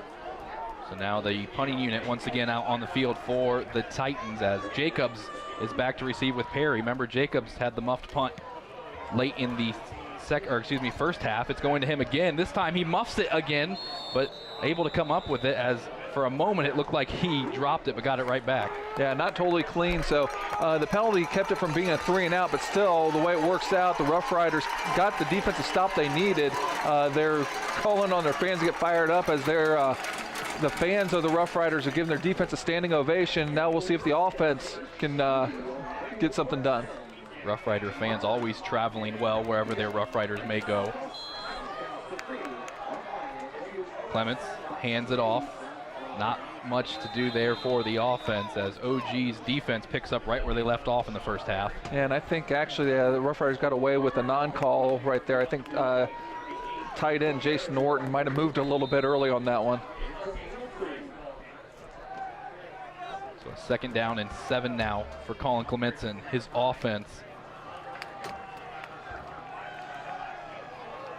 Still scoreless here in Ottawa. St. Mary's once again will run it, and once again the OG defense will stop it for little to no yards. Yeah, that was Dylan Tippie got right into the legs of Perry right away, so this is going to bring up a 3rd and 5. This is a Rough Riders team that scored 32 points last week. They're scoreless here in the second half, but then again, OG's defense isn't Sydney's defense. No, and that's something that is tough. You play these 9 weeks all against WBL, so you play everybody. But that week 1, there's a wide range of teams that each team's play. And, Sydney, has so many athletes, you don't really might not see those in the WBL. On the counter, it's Dunlap breaking tackles and getting across the 45. And now the defense may be setting up the offense with some great momentum. And nice execution on the counter play, picks up the big 3rd down conversion and puts them into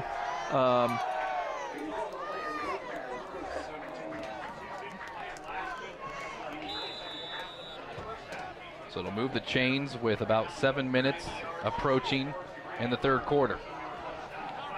Clements gives it off once again to Perry, and he runs into the back of one of his offensive linemen, but he picks up a nice chunk of yards.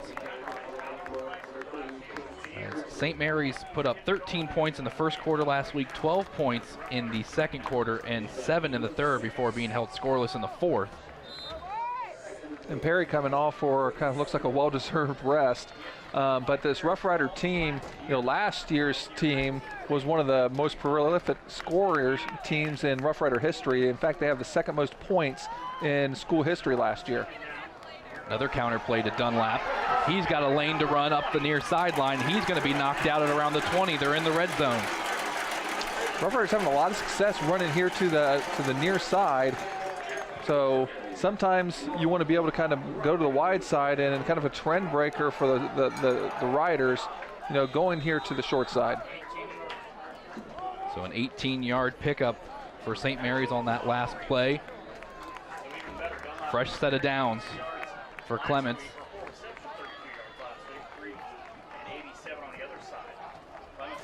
Again, he hands it off to Fowler, got some room to run, and he'll go up to about the 10-yard line. And that's old-fashioned full house backfield Rough Rider football, going right off tackle there with Fowler. It will be a 2nd and 1. Ball spotted just short of the 1st down marker.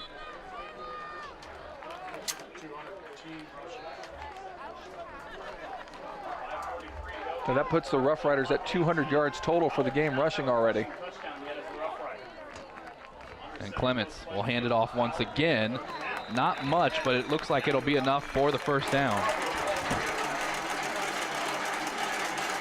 So this is going to be a 1st and goal. So they are over 200 yards, but still no points to show for it. But this is their best chance yet, as they are in the red zone for, I believe, the first time this game, I believe. Is that Eli? Yep, it would look that way as not only the Rough Riders in the red zone for the first time, but now back-to-back weeks of 200-plus yards on the ground. Here's a handoff to Kenning, and he's going to get ahead of steam, go down to about the 3. Bo Kenning, kind of their biggest option as in terms of a runner, the 230-pound a senior, and it's going to be a 4-year letterman, playing primarily defense, but he definitely will get his say every once in a while on the offensive side too. Yeah, him and Gabe Vanderveer seem like they've been here forever for St. Mary's, and it's not a bad thing. Here's going to be a QB sneak for Clements, and he's not going to get into the end zone, but that'll bring up a 3rd down.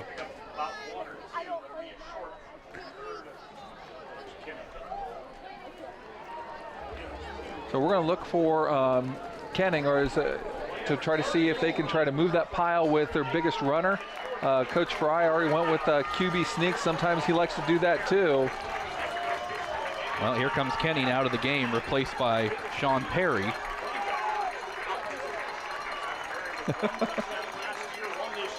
Clements will hand it off, and it is Perry breaking tackles and into the end zone for the first score of the ball game.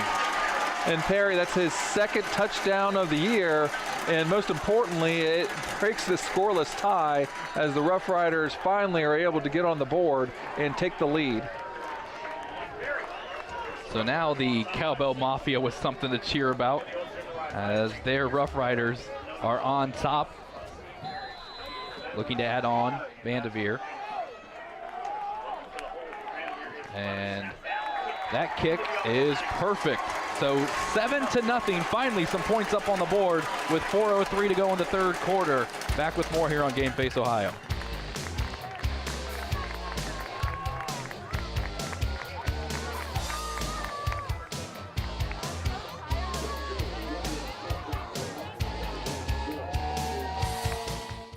Hello? Call dropped? Hello? No more minutes? Lost your phone? Don't worry. Telephone service from TSC is always crystal clear. Never runs out of minutes. Never has a dead battery. And most importantly, in an emergency, it displays your address for 911. Plus, TSC keeps you connected with free calling in our expanded calling area. Ask about telephone service from TSC today. It's easy as 1, 2, 3, call TSC. IC Signs designs, creates, and installs custom eye-catching signs. We use state-of-the-art technology to produce indoor and outdoor signs, LED message boards, and vehicle wraps. We can also help you with LED light conversion, sign refurbishing, custom t-shirts, promotional items, and your print needs. Whether you know what you want or have no idea, trust the experience of IC Signs. Call IC Signs at 419-738-6640.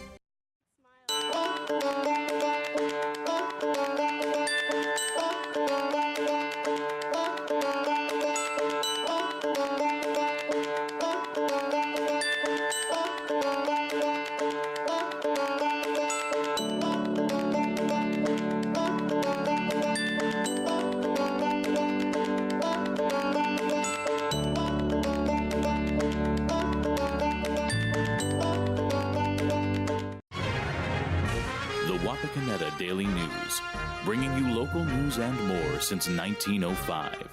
With subscriptions starting at just 35 cents a day, the Wapakoneta Daily News is Wapak's source for timely local coverage of news, sports, classifieds, entertainment, and more. The Wapakoneta Daily News. Subscribe online today.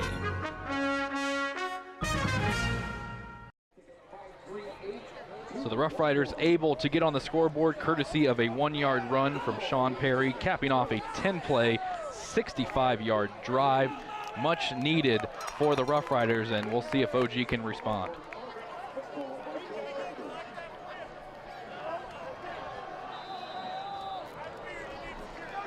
Vanderveer kicking off as he normally does. This one deep and fielded it around the 10-yard line by Knowlton. Richie Knowlton heading up middle of the field now, breaking a few tackles, has some room to run, and big physical kid gets down to about the 25. So the Titans looking like they need to do something here to at least, at worst, kind of flip the field position to make sure that the Rough Riders don't continue to build on this momentum.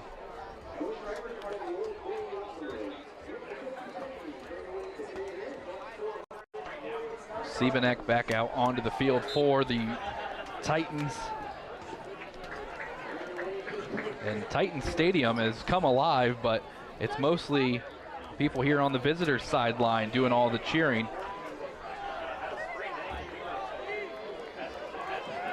Siebenek sends a man in motion.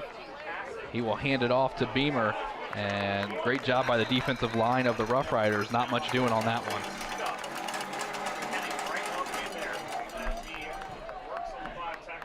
So the clock continues to tick down closer and closer to the fourth quarter.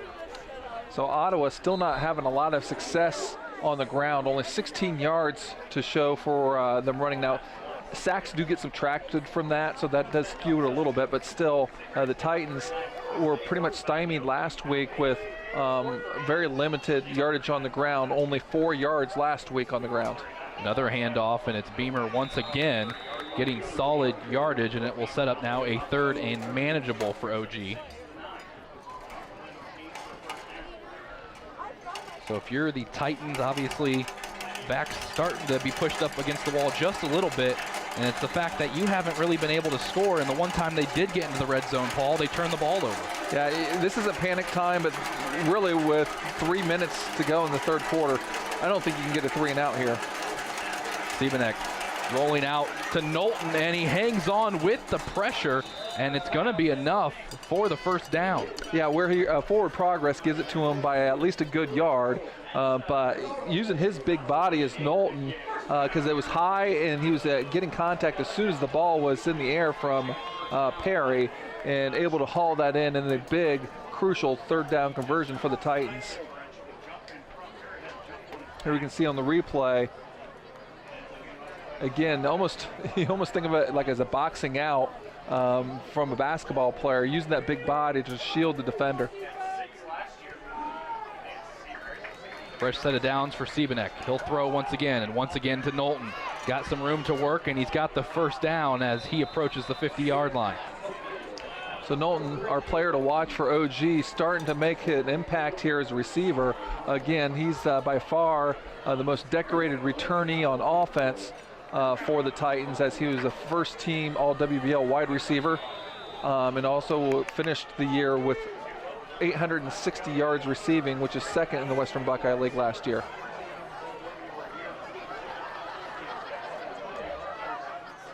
So the Rough Riders now trying to work out a strategy about how to get off the field and give their offense the ball back, but OG responding to the touchdown from Perry. Siebenek hands it off to Beamer once again. Nice chunk of yardage. And again, in terms of your execution, I mentioned you don't need to panic, but you do need to move the chains. And they've already, as long as they don't turn the ball over, flip field position. So this has been a successful drive. But looking at the scoreboard, you need to put some points up on the board, and preferably this drive if you don't get that any much sooner. Again, only one touchdown for OG in their week 1 opener against Eastwood. It came by way of throwing the ball. Siebenek will try to throw it here deep down the field to Nolan, and Jacobs with the interception. He's making up for the muff punt he had in the first half by getting the ball right back from OG. And just like the last time they tried to do that, I mentioned that Jacobs was staying on top of the receiver. He wasn't tight with him, man-to-man running with him, because quite frankly, Nolan, that's a matchup he wants to be able to do where he's right beside you. By staying back behind him and then having coverage, he had room to make a play on the ball. As you can see, he's a good couple yards downfield, and now he's the one in control of making the play of the interceptions. So Drew Jacobs with a big interception to snuff out that drive of the Titans. And again, remember, essentially Siebenek is OG's third string quarterback with the injuries that they had in the offseason. And there's a penalty marker down, and it's going to be offsides, encroachment on the defense. That looks like Beamer leaped a little bit and got into the neutral zone. Again, another flag on the play brought to you by Stars and Stripes Graphic. And I believe that's only the first penalty of the game on the Titans. It's been a very clean game for them so far. As this will be another handoff for the Rough Riders, and Perry once again the ball carrier, and he's still moving that pile, and I think he moved it for a first down. This might be start to the example we talked about early on the long game. The Rough Riders were running the ball, and they weren't getting any points. But now they're starting to pay some dividends as they're starting to wear down the defensive front of the Titans a little bit. Little help from his big offensive lineman pushing him forward as well. First down, Clements hands it off, and that'll be Ty Howe. He'll get about 5 or 4 yards on the play.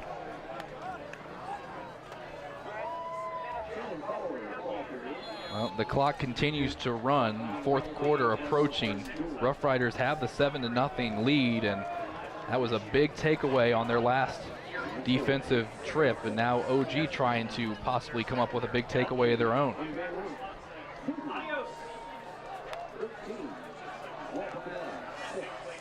Now down to 10 seconds as the Rough Riders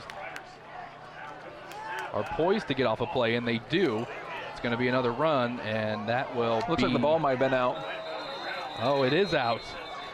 It looked like it was just going to be a quick run, and that was going to end the quarter, but instead, OG comes up with a fumble recovery. My goodness, what a way to end the third quarter. 7-0, Rough Riders lead it after 3. Back with the fourth and final quarter here on Game Face Ohio. TSC can save you money. How?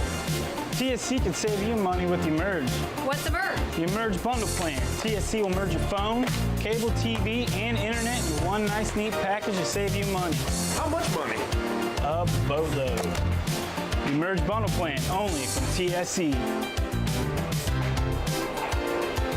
TSC, give us a call and see. It's easy as 1, 2, 3, call TSC. At Minster Bank, we understand that life can get hectic. That's why when it comes to your banking, we offer the services that make your life simpler, with tools like person-to-person payments, Pop Money, mobile and online banking, and bill pay. But most of all, Minster Bank is a supportive member of your community, with personal relationships and customer service that reach outside of our branches. Minster Bank, helping people achieve financial success. Hello, Frost Roofing. Frost Roofing holds the same core values our company was founded upon nearly 9 decades ago. We proudly provide quality craftsmanship and top-notch service to each client we serve. We're licensed by several major roofing manufacturers to give you the right recommendations at the best value for your investment. With state-of-the-art equipment, cutting-edge technology, and our honest way of doing business, Frost Roofing is our area's preferred commercial roofing experts. To learn more, visit frost-roofing.com or call 419-739-ROOF.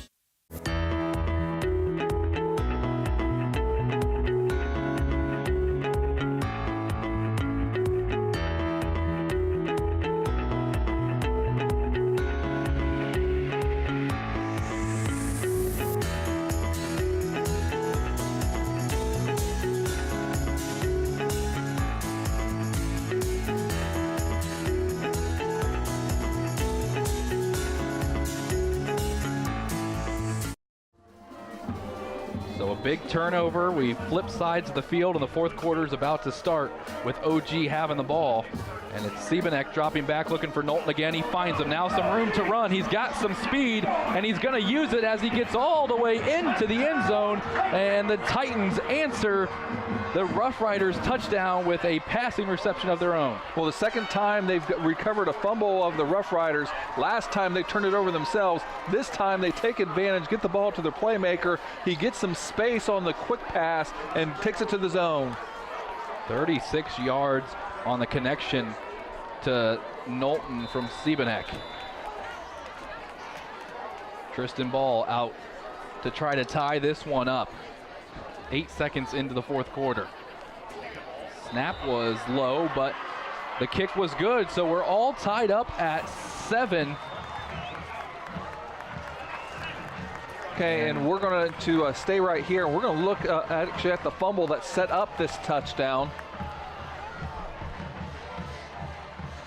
See on the run by Perry, gets knocked out right there just as he goes past the line of scrimmage. It looks like number 22, Danny Rosells, actually ends up taking,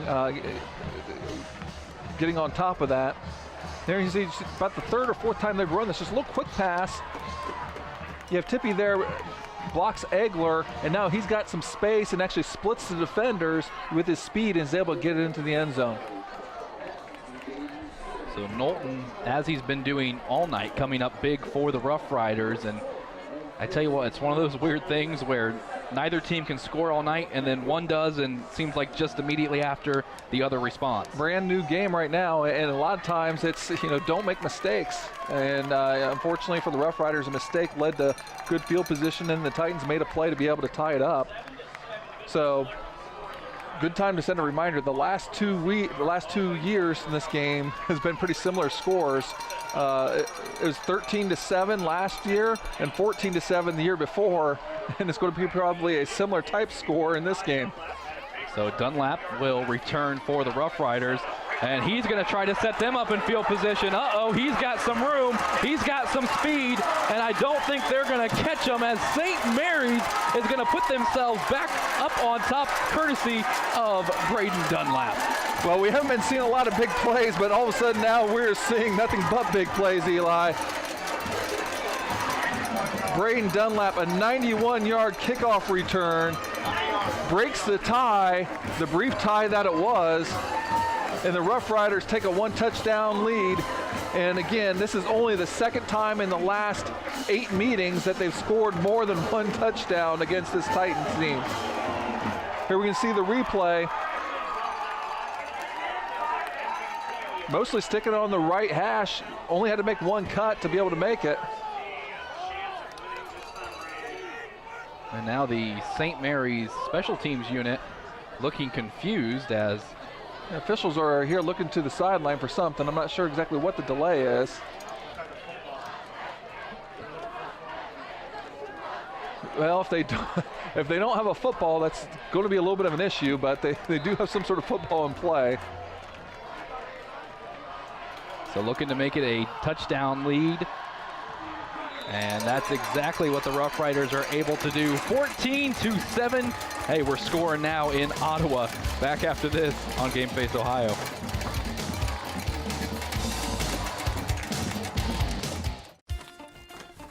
Where is that TSC bill?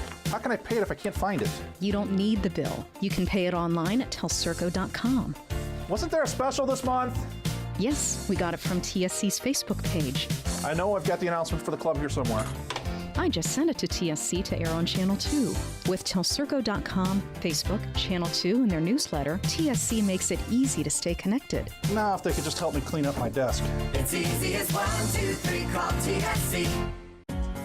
Owen Kitchen and Bath Showroom has been family owned and operated since 1990. We can help you from start to finish with your entire project.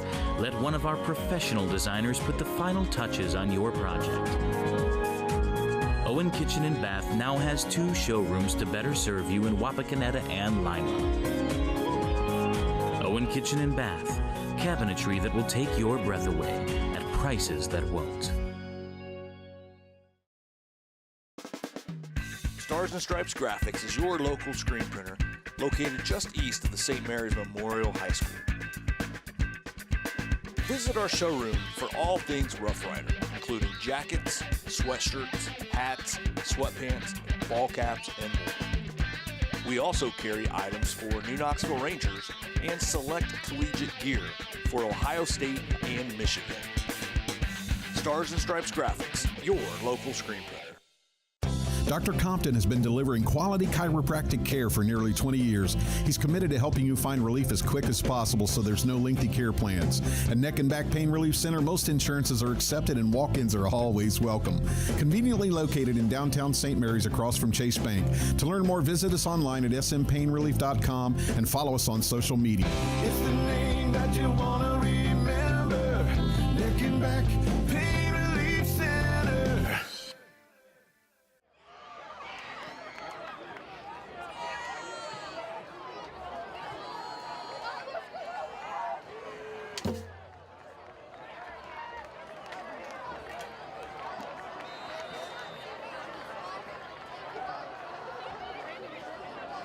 now on the kickoff return on special teams.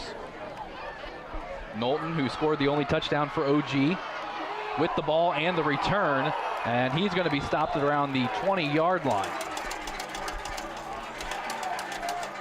All right, I believe it's trivia time here.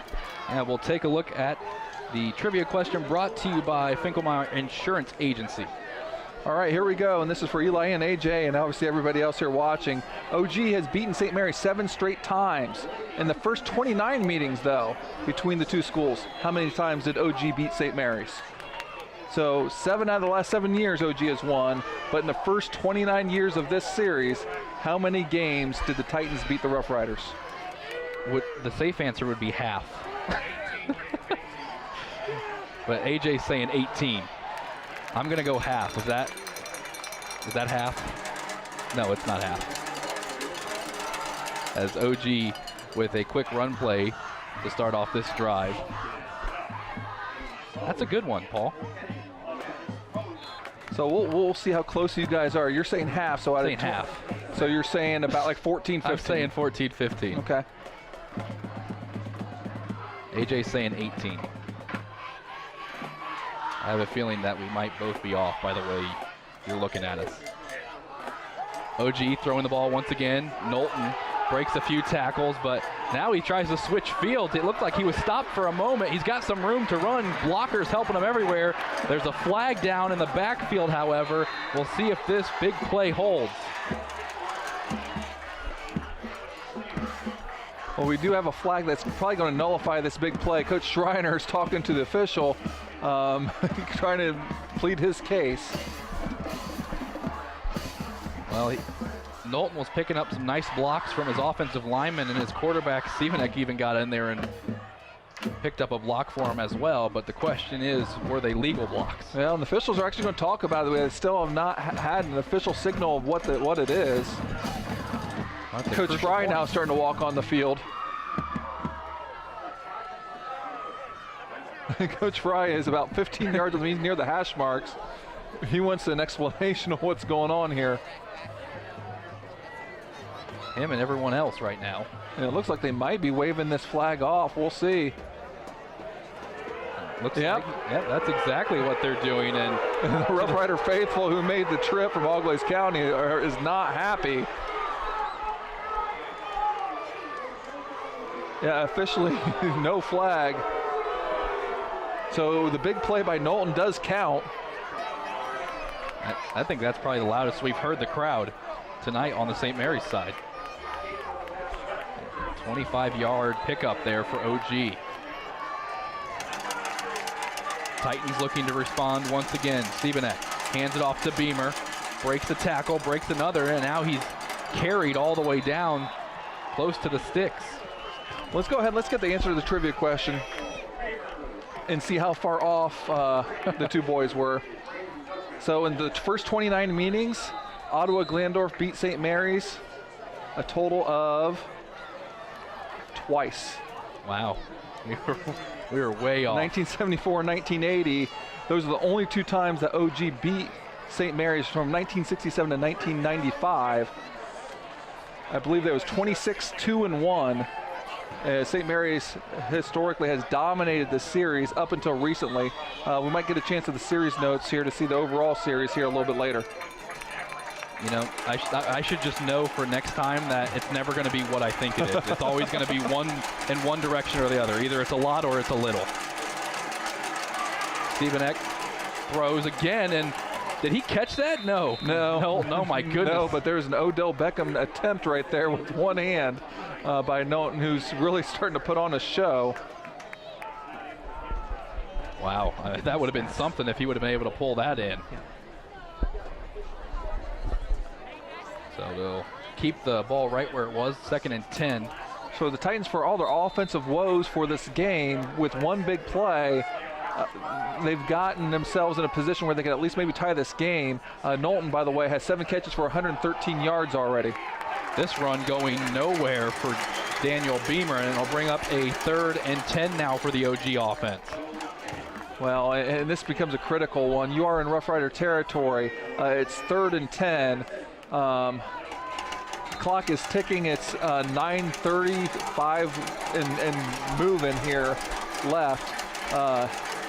You almost have to think maybe this is 4-down territory already, because I would not want to punt the ball to this ground-based team or the Roughriders. Seem to recall last year's game being pretty close as well. Both teams being pretty consistent here.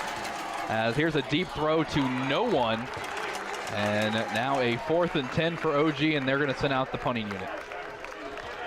So Jared Beach looked like they wanted to get the ball to him on the skinny post, and the ball went over his head. Still a lot of time left, and provided with a good punt, the Titans are going to pin the Roughriders back. However, this is exactly the type of offense that is geared for this situation for the Roughriders. Big thing, you got to catch this. Punt, low punt, and it's going to bounce it around the 15 and roll to around the 5, where it will be downed, and that's where St. Mary's will take over. So, but that being said, St. Mary's, over their history with their great coaching with Skip Bachman and Bob Priddy and Doug Fry, as we'll see the series notes come up here, as St. Mary's, I mentioned, has dominated this overall. You take away Ottawa's last 7 wins, it was 34-8 before that. But anyway, yeah, they're in terrible field position, but there's been many Rough Rider teams that have been in the situation that have put the game away simply by just kind of playing ugly and moving the chains 3 yards in a cloud of dust. So Clements back up against his own goal line, hands it off to Fowler, and he'll give him a little bit of breathing room, but it will still be a 2nd and long. Yeah, but a 4-yard gain, you get 3 4-yard gains, you move the chains. So that's exactly what the Rough Riders want in the situation.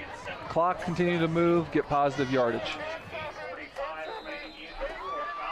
The Titans almost need to get some negative plays to be able to stop them, because the Rough Riders are not, they're going to do what they do here. It's not that they haven't already done that, it's just that we talked about St. Mary's ability to wear down a defense as it gets later in the game. Here will be a handoff to Perry. He's not going to get very far, but again, it now sets up a 3rd and manageable for the Rough Riders. Yeah, I think he got about 2 yards on that, and they're going to call it a 3rd and 4. And this is about where, you got to make a play both ways. The Rough Riders, can they execute to get that 4 yards? Can the Titans get the 3 and out and get the ball back to their offense? It will be a handoff to Dunlap. He breaks the tackle, now stretches out for the 1st down marker, and depending on the spot, it'll be close. I think they're spotting him just maybe a little bit short, but Dunlap with a great individual effort to be able to get it that close. Well, looks like they spotted it right at the 15, which is a 1st down. Originally, the referee on the near side was spotting it more closer to the 14, which I thought would have been short, but they did mark it right on the 15, so 1st down for the Rough Riders, didn't even need to measure it. So 7.5 remaining in this contest. Week 2, it's been a great Western Buckeye League opener for both of these teams, and of course next week we head off to Shawnee as they face Walpock. Walpock picked up that loss against Bellefontaine last week as the Rough Riders run it once again here on 1st down. And going back to that 3rd down play, Braden Dunlap, he was dead to rights in the backfield, and that should have been the end of the possession, ball being punted away to the Titans. Instead, they get a fresh set of downs, ball remains with the Rough Riders, and the clock continues to run. So St. Mary's taking their time as they've got the lead and control of the football. This will be another handoff to Dunlap. We'll see if he can repeat the success he had in the last one. This time, dropped it around the line of scrimmage, though. So unlike the last time where they got positive yardage to make it 3rd and manageable, this time they didn't get a lot of yardage on either 1st or 2nd down. So now this brings up a 3rd and 9. Still, the Rough Riders probably would be doubtful that they put it up in the air. They still might do some sort of trickery for them, which could be some sort of a counter play, which has been very successful for them. Well, they'll come to the line quickly once again. 6 minutes approaching on the game clock now. And Clements will roll out. We'll see if he actually throws it. Nope, keeps it. He's going to be hit, and it'll be short of the first down. Yeah, Brett Llewellyn able with the tackle. Again, those are called bootlegs, and they have a run-pass option. But especially in that situation, it would have been a pass only if the guy was wide open. But the Titan defense gets the stop that they need. It looks like they're going to get some good field position to give themselves maybe one more chance to be able to tie this game up. Fisher back to punt once again. Heavy pressure, but he gets it off just in time. And the Titans with a fair catch, but it's muffed. And now the ball's loose, still on the field. We'll see who comes up with it. And now the official saying that it's OG's ball, as that was Jared Beach who muffed it. But that was a tremendous punt. Beach was standing on the Rough Rider 45-yard line, and the ball went almost 10 yards over his head. As you can see him drifting back. That's a tough ball to be able to catch. You can see the ball skipped. He gets on it and gets down. They're going to say that he was down right there, and then Kenning kind of knocked it loose from him a little bit more. Either way, the Titans did jump on it. So not as good a field position with the Titans as they would have liked. And with 5:27, this might not be their final opportunity with the football, but they might have to act like it is. Yeah, it's a 41-yard punt. Maybe if it was a little bit shorter, the special teams would have been down there quicker to jump on that for St. Mary's, but it sets OG back. Siebenek rolling out to his right. Throws it, 2 wide receivers to choose from, but neither can come up with the reception. Yeah, obviously there's miscommunication on your route when you have 2 receivers in the same area like that. You had Tippy and Beach literally a yard apart, both running out patterns. That's obviously not executed correctly for the Titans. So the clock will stop at 5:22. Second down for OG. You got to think if they're going to keep moving the ball like this, they're going to need to score on this drive because there won't be much time if they give it back to the Rough Riders. Screen pass now to Knowlton, and not going to get very far. It'll be a 3rd and long now for the Titans. The third time they've ran that play to Knowlton. The first time it went big. Second time, the Rough Riders were all over it to where it resulted in a sack. This time they covered it pretty well as well. Clock continued to run here under 5 minutes at this time. And 3rd and 7. The Titans desperately need to be able to pick up this first down. Is it 4-down territory? Not yet. Not with 3 timeouts. Siebenek drop back to pass. Looking deep, and it's caught, and it's enough for the first down, and it's Dylan Tippy, the junior, coming up with the reception. Big third down conversion for the first down. Dylan Tippy running the dig pattern, gets them into Rough Rider territory to the 42-yard line. So, and we have seen some great finishes the last couple years in this series, and this looks like it's going to be yet another one. So Tippy with the 12-yard reception gives Siebenek fresh downs to work with. He's looking deep once again. This one across the middle, and almost another interception. This time Dunlap getting his hands in there. Yeah, Dunlap made a break on the ball and almost got on it. Something I do want to kind of point out is something that I think is improved for the OG Titans is their protection. We saw Siebenek make some problems with some decision making, some throws with some pressure earlier, but at least here recently, you know, he's been kept clean in that pocket, and that's not easy to do with this tough St. Mary's defensive front. The senior Siebenek hands it off to another senior and Beamer, and it's the whole defensive line for the Rough Riders converging on the tackle. A similar situation, just less time now. It's going to be 3rd and 10, but you are in Rough Rider territory. This might be a little bit more 4-down territory, especially if you gain some yards in some way, shape, or form here for the Titans. Right, so if you're the Titans, do you design a play to get a first down, or are you just trying to get a few yards so you can go for it on 4th down? I think you just run a play that you have confidence in, where you probably have some options off the pass game, where you have some guys deep, you might have some guys crossing, you know, maybe 7 to 8 yards that might be underneath, and you definitely would take that in this situation. But I don't think they're going to run the ball. We'll see as the offense breaks the huddle. Got Nolan here in the middle and trips situation here to the near side. Siebenek dropping, looking deep down the field. He's got Tippy, and he's got the reception for a first down and then some. Again, Tippy, a clutch reception on third down. He was on the trip side. He was the inside receiver, and he ran a post pattern all the way to the other hash, as we can see with Perry right there. I mean, that was a great ball. And Siebenek might have been maligned last week and at the beginning in the first half, but he has put some balls where they need to be here in this drive. So the junior Dylan Tippy with the big reception for 22 yards. Siebenek's going to throw again, this time to Knowlton, and he had to almost knock it down before it was intercepted by a Rough Rider. Yeah, he did get some pressure on the quarterback that time, and Siebenek was inaccurate when he ran up in the pocket to try to throw the ball to Knowlton.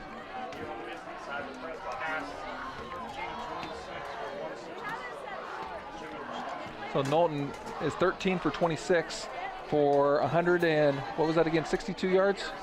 67 yards. So obviously a big time improvement from last week, as you know, the youngster not expected to be the starting quarterback was thrust into the job last week. Starting to come into his own possibly? Yeah, he's only 3 of 13 last week for 44 yards. And there's another completion to Dylan Tippy once again. It'll be close to the first down marker. And the Rough Riders came with pressure, and the offensive line picked it up just enough to be able to get rid of it. Titans going up on it right now. Third down and short. And did the ball come loose on that play? Well, they decided with the 3rd and 2 to do a quick snap under center, which, you know, you don't know anymore. Hardly any teams take the ball from under center at times. So that's an unusual play for the Titans. They're not used to that. They do avoid disaster because it's going to be down, but now that brings up a 4th down and a long yard. And this might, for all intents and purposes, be the ball game here, Eli. Cowbell Mafia up on their feet. Titans looking to the sideline for this important play call, as the play clock is running down to about 10 seconds, and it's going to be a timeout that's going to need to be taken by Ottawa-Glandorf. So on the other side of this break, we'll have this exciting 4th down play. You're watching Game Face Ohio.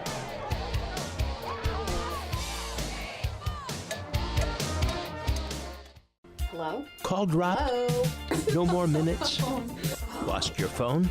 Don't worry. Telephone service from TSC is always crystal clear. Never runs out of minutes. Never has a dead battery. And most importantly, in an emergency, it displays your address for 911. Plus, TSC keeps you connected with free calling in our expanded calling area. Ask about telephone service from TSC today. It's easy as 1, 2, 3, call TSC. IC Signs designs, creates, and installs custom eye-catching signs. We use state-of-the-art technology to produce indoor and outdoor signs, LED message boards, and vehicle wraps. We can also help you with LED light conversion, sign refurbishing, custom t-shirts, promotional items, and your print needs.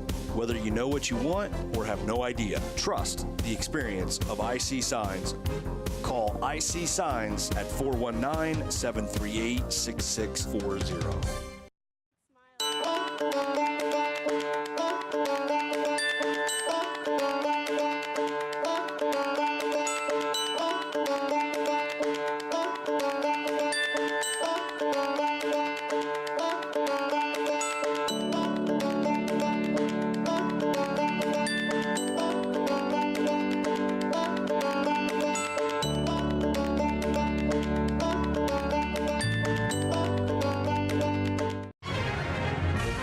Wapakoneta Daily News, bringing you local news and more since 1905.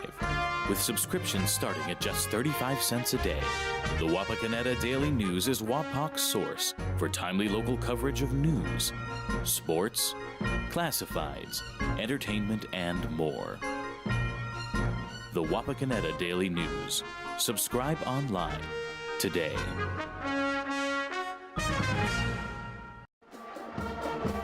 Fourth down and 1, just over 2 minutes to go. Paul, what do you do here? Well, I think you give the ball to Beamer, number 20. Looks like they're going to be underneath center, which is something that they haven't done all game long. They're in the Maryland triple I formation.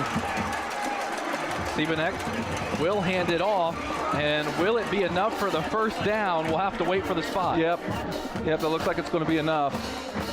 Just past the 10-yard line. Yep. So this is going to bring up a 1st and goal right at the 10-yard line, which means that no more first down. It's going to be touchdown or bust.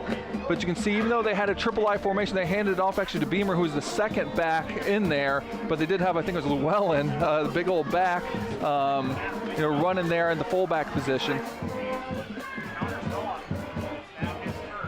Stevenek this time in the shotgun on this first down. Another low snap. He's looking to Nolan, who catches it and dives into the end zone for a Titans touchdown. And now they're an extra point away from tying this one up. I tell you what, Stevenek really grew up as a quarterback that drive. He put the ball in a couple tough spots, and he had his teammates make some good plays for him too. Richie Knowlton finds the end zone for the second time this half, and are the Titans going for 2? Looks like the Titans are not going to be content to kick an extra point for the tie. Their offense is out there, and they're looking to take the lead with the 2-point conversion. Everybody up on their feet as Stevenek, another low snap, looking to throw it, and it's batted down, and that might just be the ball game, but OG will have a chance at an onside kick. And that might have been Jackson Harris. We'll check it again to be able to see who knocked that down. But, a risky decision there by Ken Schreiner. Decided to, hey, let's go ahead and try to go for the go-ahead 2-point conversion as opposed to a reliable field goal kicker to tie it up. How about the hops right there to knock that one down? Oh. Sign him up for the basketball team. He got up there to knock that down. I didn't get a quite great look to see who did that, if that's Jackson Harris or not, who I thought it was. But a tremendous defensive play after a tremendous drive by the Titans, put them in position for the touchdown that got them within 1 point. Now with 1:46 left, 2 timeouts here we see here on the replay. Maybe we can get a better look. 3-step drop. Timed it up perfectly. We still didn't see it. But that's okay. We saw it was knocked down. Man, get that. Yeah, sign him up for the high jump. Yes. Yep, Jackson Harris is the one who did get it, and he is out there for the hands team as they're expecting an onside kick. Here's a great look at it. Here you see Jackson Harris. Sky's up there, and he's a tall kid as well. That's just going to be tough to be able to put over. He's 6'3". That was an 11-play, 57-yard drive for the Titans as they attempt the onside. And this one's going to be fielded cleanly by the Roughriders around the 50-yard line. And Colin Clements, the quarterback, I believe, is one that successfully recovered that. So game not over yet. 2 timeouts for the Titans, 1:45 left. If they can get a 3-and-out, they should be able to have time to be able to get the ball back with maybe about a minute. But if the Rough Riders get a first down, this game is going to be basically over. Well, and Paul, it's easy for us now to look back on it and say, what were they thinking going for 2? But did you like the play call? Well, it didn't work, so I'm not sure it did. Hindsight 2020. St. Mary's obvious running plays here as Perry is going to get nowhere. And now it is time to show you our Merit Real Estate Take It to the House play.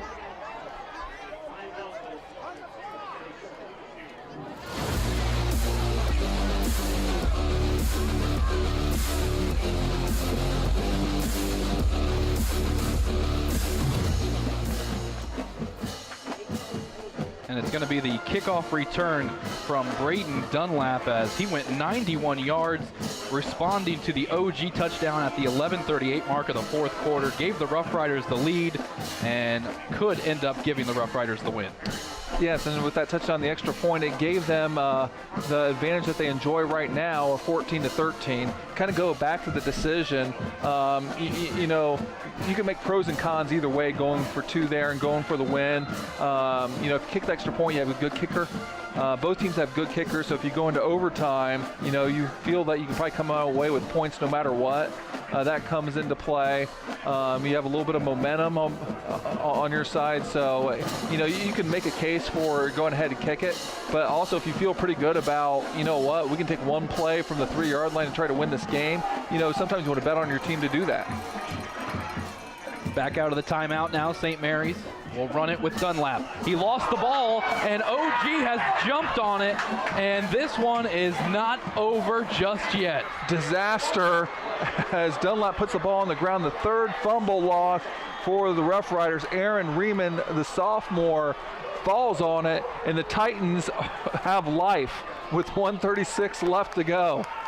Who said this was a boring game at halftime? It was 0-0. Both teams were just getting warmed up. And let's talk about this again. They got 1 timeout, but they're only down 1 point. A field goal actually does win it for them, so they need to move, but they do have a kicker with Tristan Ball that's got some leg, so some tense moments here now for the Rough Rider defense.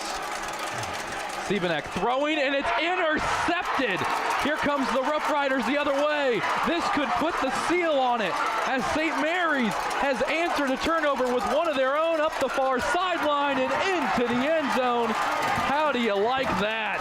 And a pick 6 for the sophomore Ty Schlosser.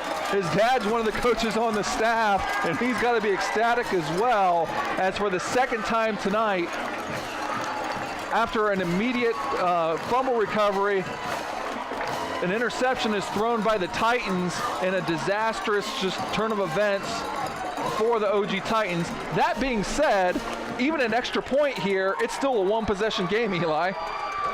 Very true, but man, was that a big play at a big moment for the Rough Riders.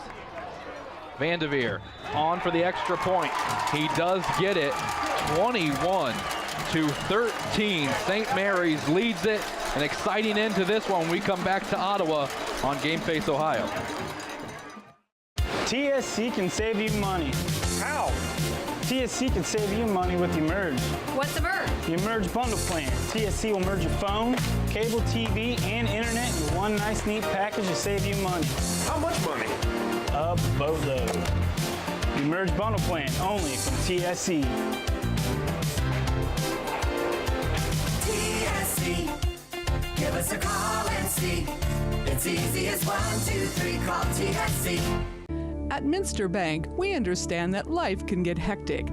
That's why when it comes to your banking, we offer the services that make your life simpler with tools like person-to-person payments, pop money, mobile and online banking, and bill pay. But most of all, Minster Bank is a supportive member of your community with personal relationships and customer service that reach outside of our branches. Minster Bank, helping people achieve financial success. Hello, Frost Roofing. Frost Roofing holds the same core values our company was founded upon nearly 9 decades ago. We proudly provide quality craftsmanship and top-notch service to each client we serve. We're licensed by several major roofing manufacturers to give you the right recommendations at the best value for your investment. With state-of-the-art equipment, cutting-edge technology, and our honest way of doing business, Frost Roofing is our area's preferred commercial roofing experts. To learn more, visit frost-roofing.com or call 419-739-ROOF.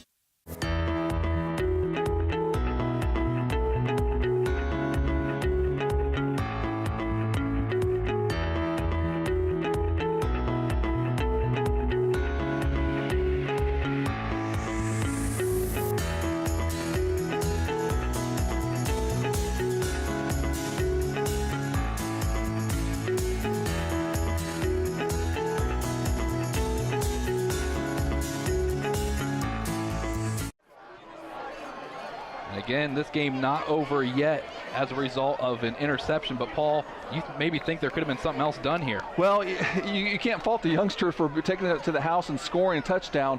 However, if he slides down at any point here with only 1 timeout and 1:20 left, the Rough Riders can take knees and the game's over, and the Titans never going to touch the ball again. because it was a 1-point game and you kicks the extra point, it's an 8-point game, and the Titans are going to get a chance at least to be able to go the length of the field and with the 2-point conversion tie the football game. So again, not setting fault at all, because that's exactly what I think most people will do. But that's an example why you see a lot of times some of the older NFL players a lot of times just get down on the ground after those interceptions. We'll see if this return can set up OG in any good field position, and it's not, as the St. Mary's special teams unit gets down there and forces them backwards. Christian Triplett that time with the tremendous coverage, and you get some long odds facing the Titans as they have a long way to go, and they have to get to the end zone with only one timeout in their pocket, but they do at least have that chance. They have the ball down 1 possession. Well, how about this? 3 of the 4 touchdowns scored tonight, all coming in the 4th quarter of play, and the one before that was in the 3rd quarter towards the end of it. So it took a while for these teams to get going, but man, this has been a great ball game. Siebenek dropping back.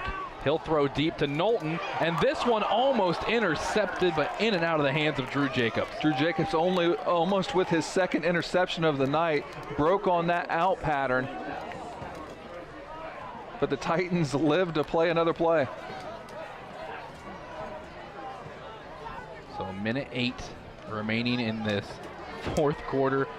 The WBL opener has not disappointed tonight, and these two teams with a lot of history on their side, it's been a great one. Well, a tale of 2 halves. I mean, you had 0-0 defensive slugfest in the first half. This one you've had defensive plays, offensive explosive plays, special teams explosive plays.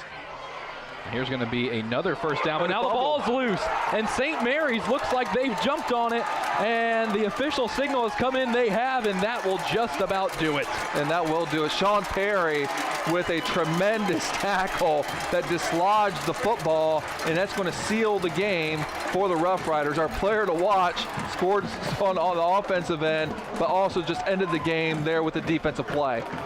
Man, you got to love high school football. And you see, I mean, that's an old big-time wrestling spine buster type tackle. Well, now the Roughriders can come out, run a few plays, maybe just take a knee in the victory formation and call this one in the books. I'm not sure if anyone's going to get this, but Arn Anderson would be proud of that tackle right there. AJ got it. AJ got it. I don't think Eli's a little bit young. I might have to go with a rock. There we go. There we go. As St. Mary's will take a timeout now to talk things over. And mentioned earlier, next week we'll be heading to Shawnee as we've got the Redskins and Walpock's making a trip after losing their week 1 game. They had a tough Van Wert team this week, and it should be an interesting one as Shawnee is a much improved ball club from last year. Yeah, Shawnee with a big win over Delphos Jefferson last week, and last we saw they were up big on Defiance. So, you know, they might have made, you know, some big time improvement. The Walpock Redskins last we saw are in a barn burner at Van Wert. Obviously, when you watch this, you'll know the result of that game. But, you know, the Redskins, who have had some unprecedented success here in the Western Buckeye League, you know, might be running into some problems this year. Well, I'll tell you who's not running into any problems anytime soon, the St. Mary's Roughriders, because they're in the victory formation here in week 2, so they'll get their first win of the season as OG is going to take a timeout, and maybe more of a hopeful wishing that St. Mary's will botch the next snap, but this one pretty much over. Yeah, I mean, you can't take the timeouts with you, so you might as well take that chance. That's going to force, with the 57 seconds left, the Roughriders will have to snap it about two more times. So, you know, never say die. It's a 1-possession game. You never know. But, you know, as you mentioned before, you know, this is a tough ball game for the Roughriders. Coming off a loss last week, you know, this is a team that has had their number. They've beaten them 7 straight times. These seniors were in 5th grade last time the Roughriders beat Ottawa-Glandorf. We saw that last week, too, with Bell Fountain beating Walpock for the first time in 7 years. I can sense a trend coming here this year. As here's a kneel down, but a false start is going to be called on St. Mary's.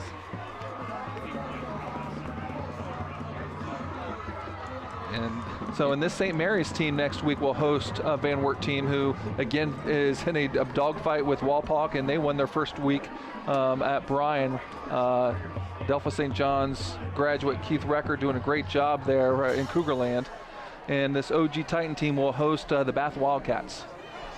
Everybody's talked about how this could be the most open Western Buckeye League season we've seen in quite some time, and if this first week is any indication of that, we should be in for a great season of football. You know, I think you're right. I mean, this could be, you know, the most parity we've seen in the Western Buckeye League in a really, really long time. So it could be a really interesting race, and obviously the Roughriders are probably going to be right there when it's all said and done in terms of who's going to be the Western Buckeye League champion. And really, Ottawa-Glandorf took some steps here. You know, I believe they have a championship level defense. Because you look at it, St. Mary's has 21 points, but only 7 of them were scored by the offense. You know, they had a defensive touchdown, a special teams touchdown, and an offensive touchdown. Well, and many people talked about it after their week 1 loss to Sydney. They felt more comfortable with this Roughriders team because they competed with a quality opponent like Sydney, and now they get their first win of the season. They're 1-0 in the Western Buckeye League, and as you mentioned, Paul, they are definitely the favorites to repeat in the Western Buckeye League once again this year. So it's a final now from Ottawa, 21-13. The Roughriders take it to go 1-1 on the year. Back to wrap this one up in just a few moments on Game Face Ohio. Where is that TSC bill? How can I pay it if I can't find it? You don't need the bill. You can pay it online at telcirco.com. Wasn't there a special this month? Yes, we got it from TSC's Facebook page. I know I've got the announcement for the club here somewhere. I just sent it to TSC to air on Channel 2. With telcirco.com, Facebook, Channel 2, and their newsletter, TSC makes it easy to stay connected. Now, if they could just help me clean up my desk. It's easy as 1, 2, 3, call TSC. Owen Kitchen and Bath Showroom has been family owned and operated since 1990. We can help you from start to finish with your entire project. Let one of our professional designers put the final touches on your project. Owen Kitchen and Bath now has 2 showrooms to better serve you in Wapakoneta and Lima. Owen Kitchen and Bath, cabinetry that will take your breath away at prices that won't. Stars and Stripes Graphics is your local screen printer located just east of the St. Mary's Memorial High School. Visit our showroom for all things Rough Rider, including jackets, sweatshirts, hats, sweatpants, ball caps, and more. We also carry items for New Knoxville Rangers and select collegiate gear for Ohio State and Michigan. Stars and Stripes Graphics, your local screen printer.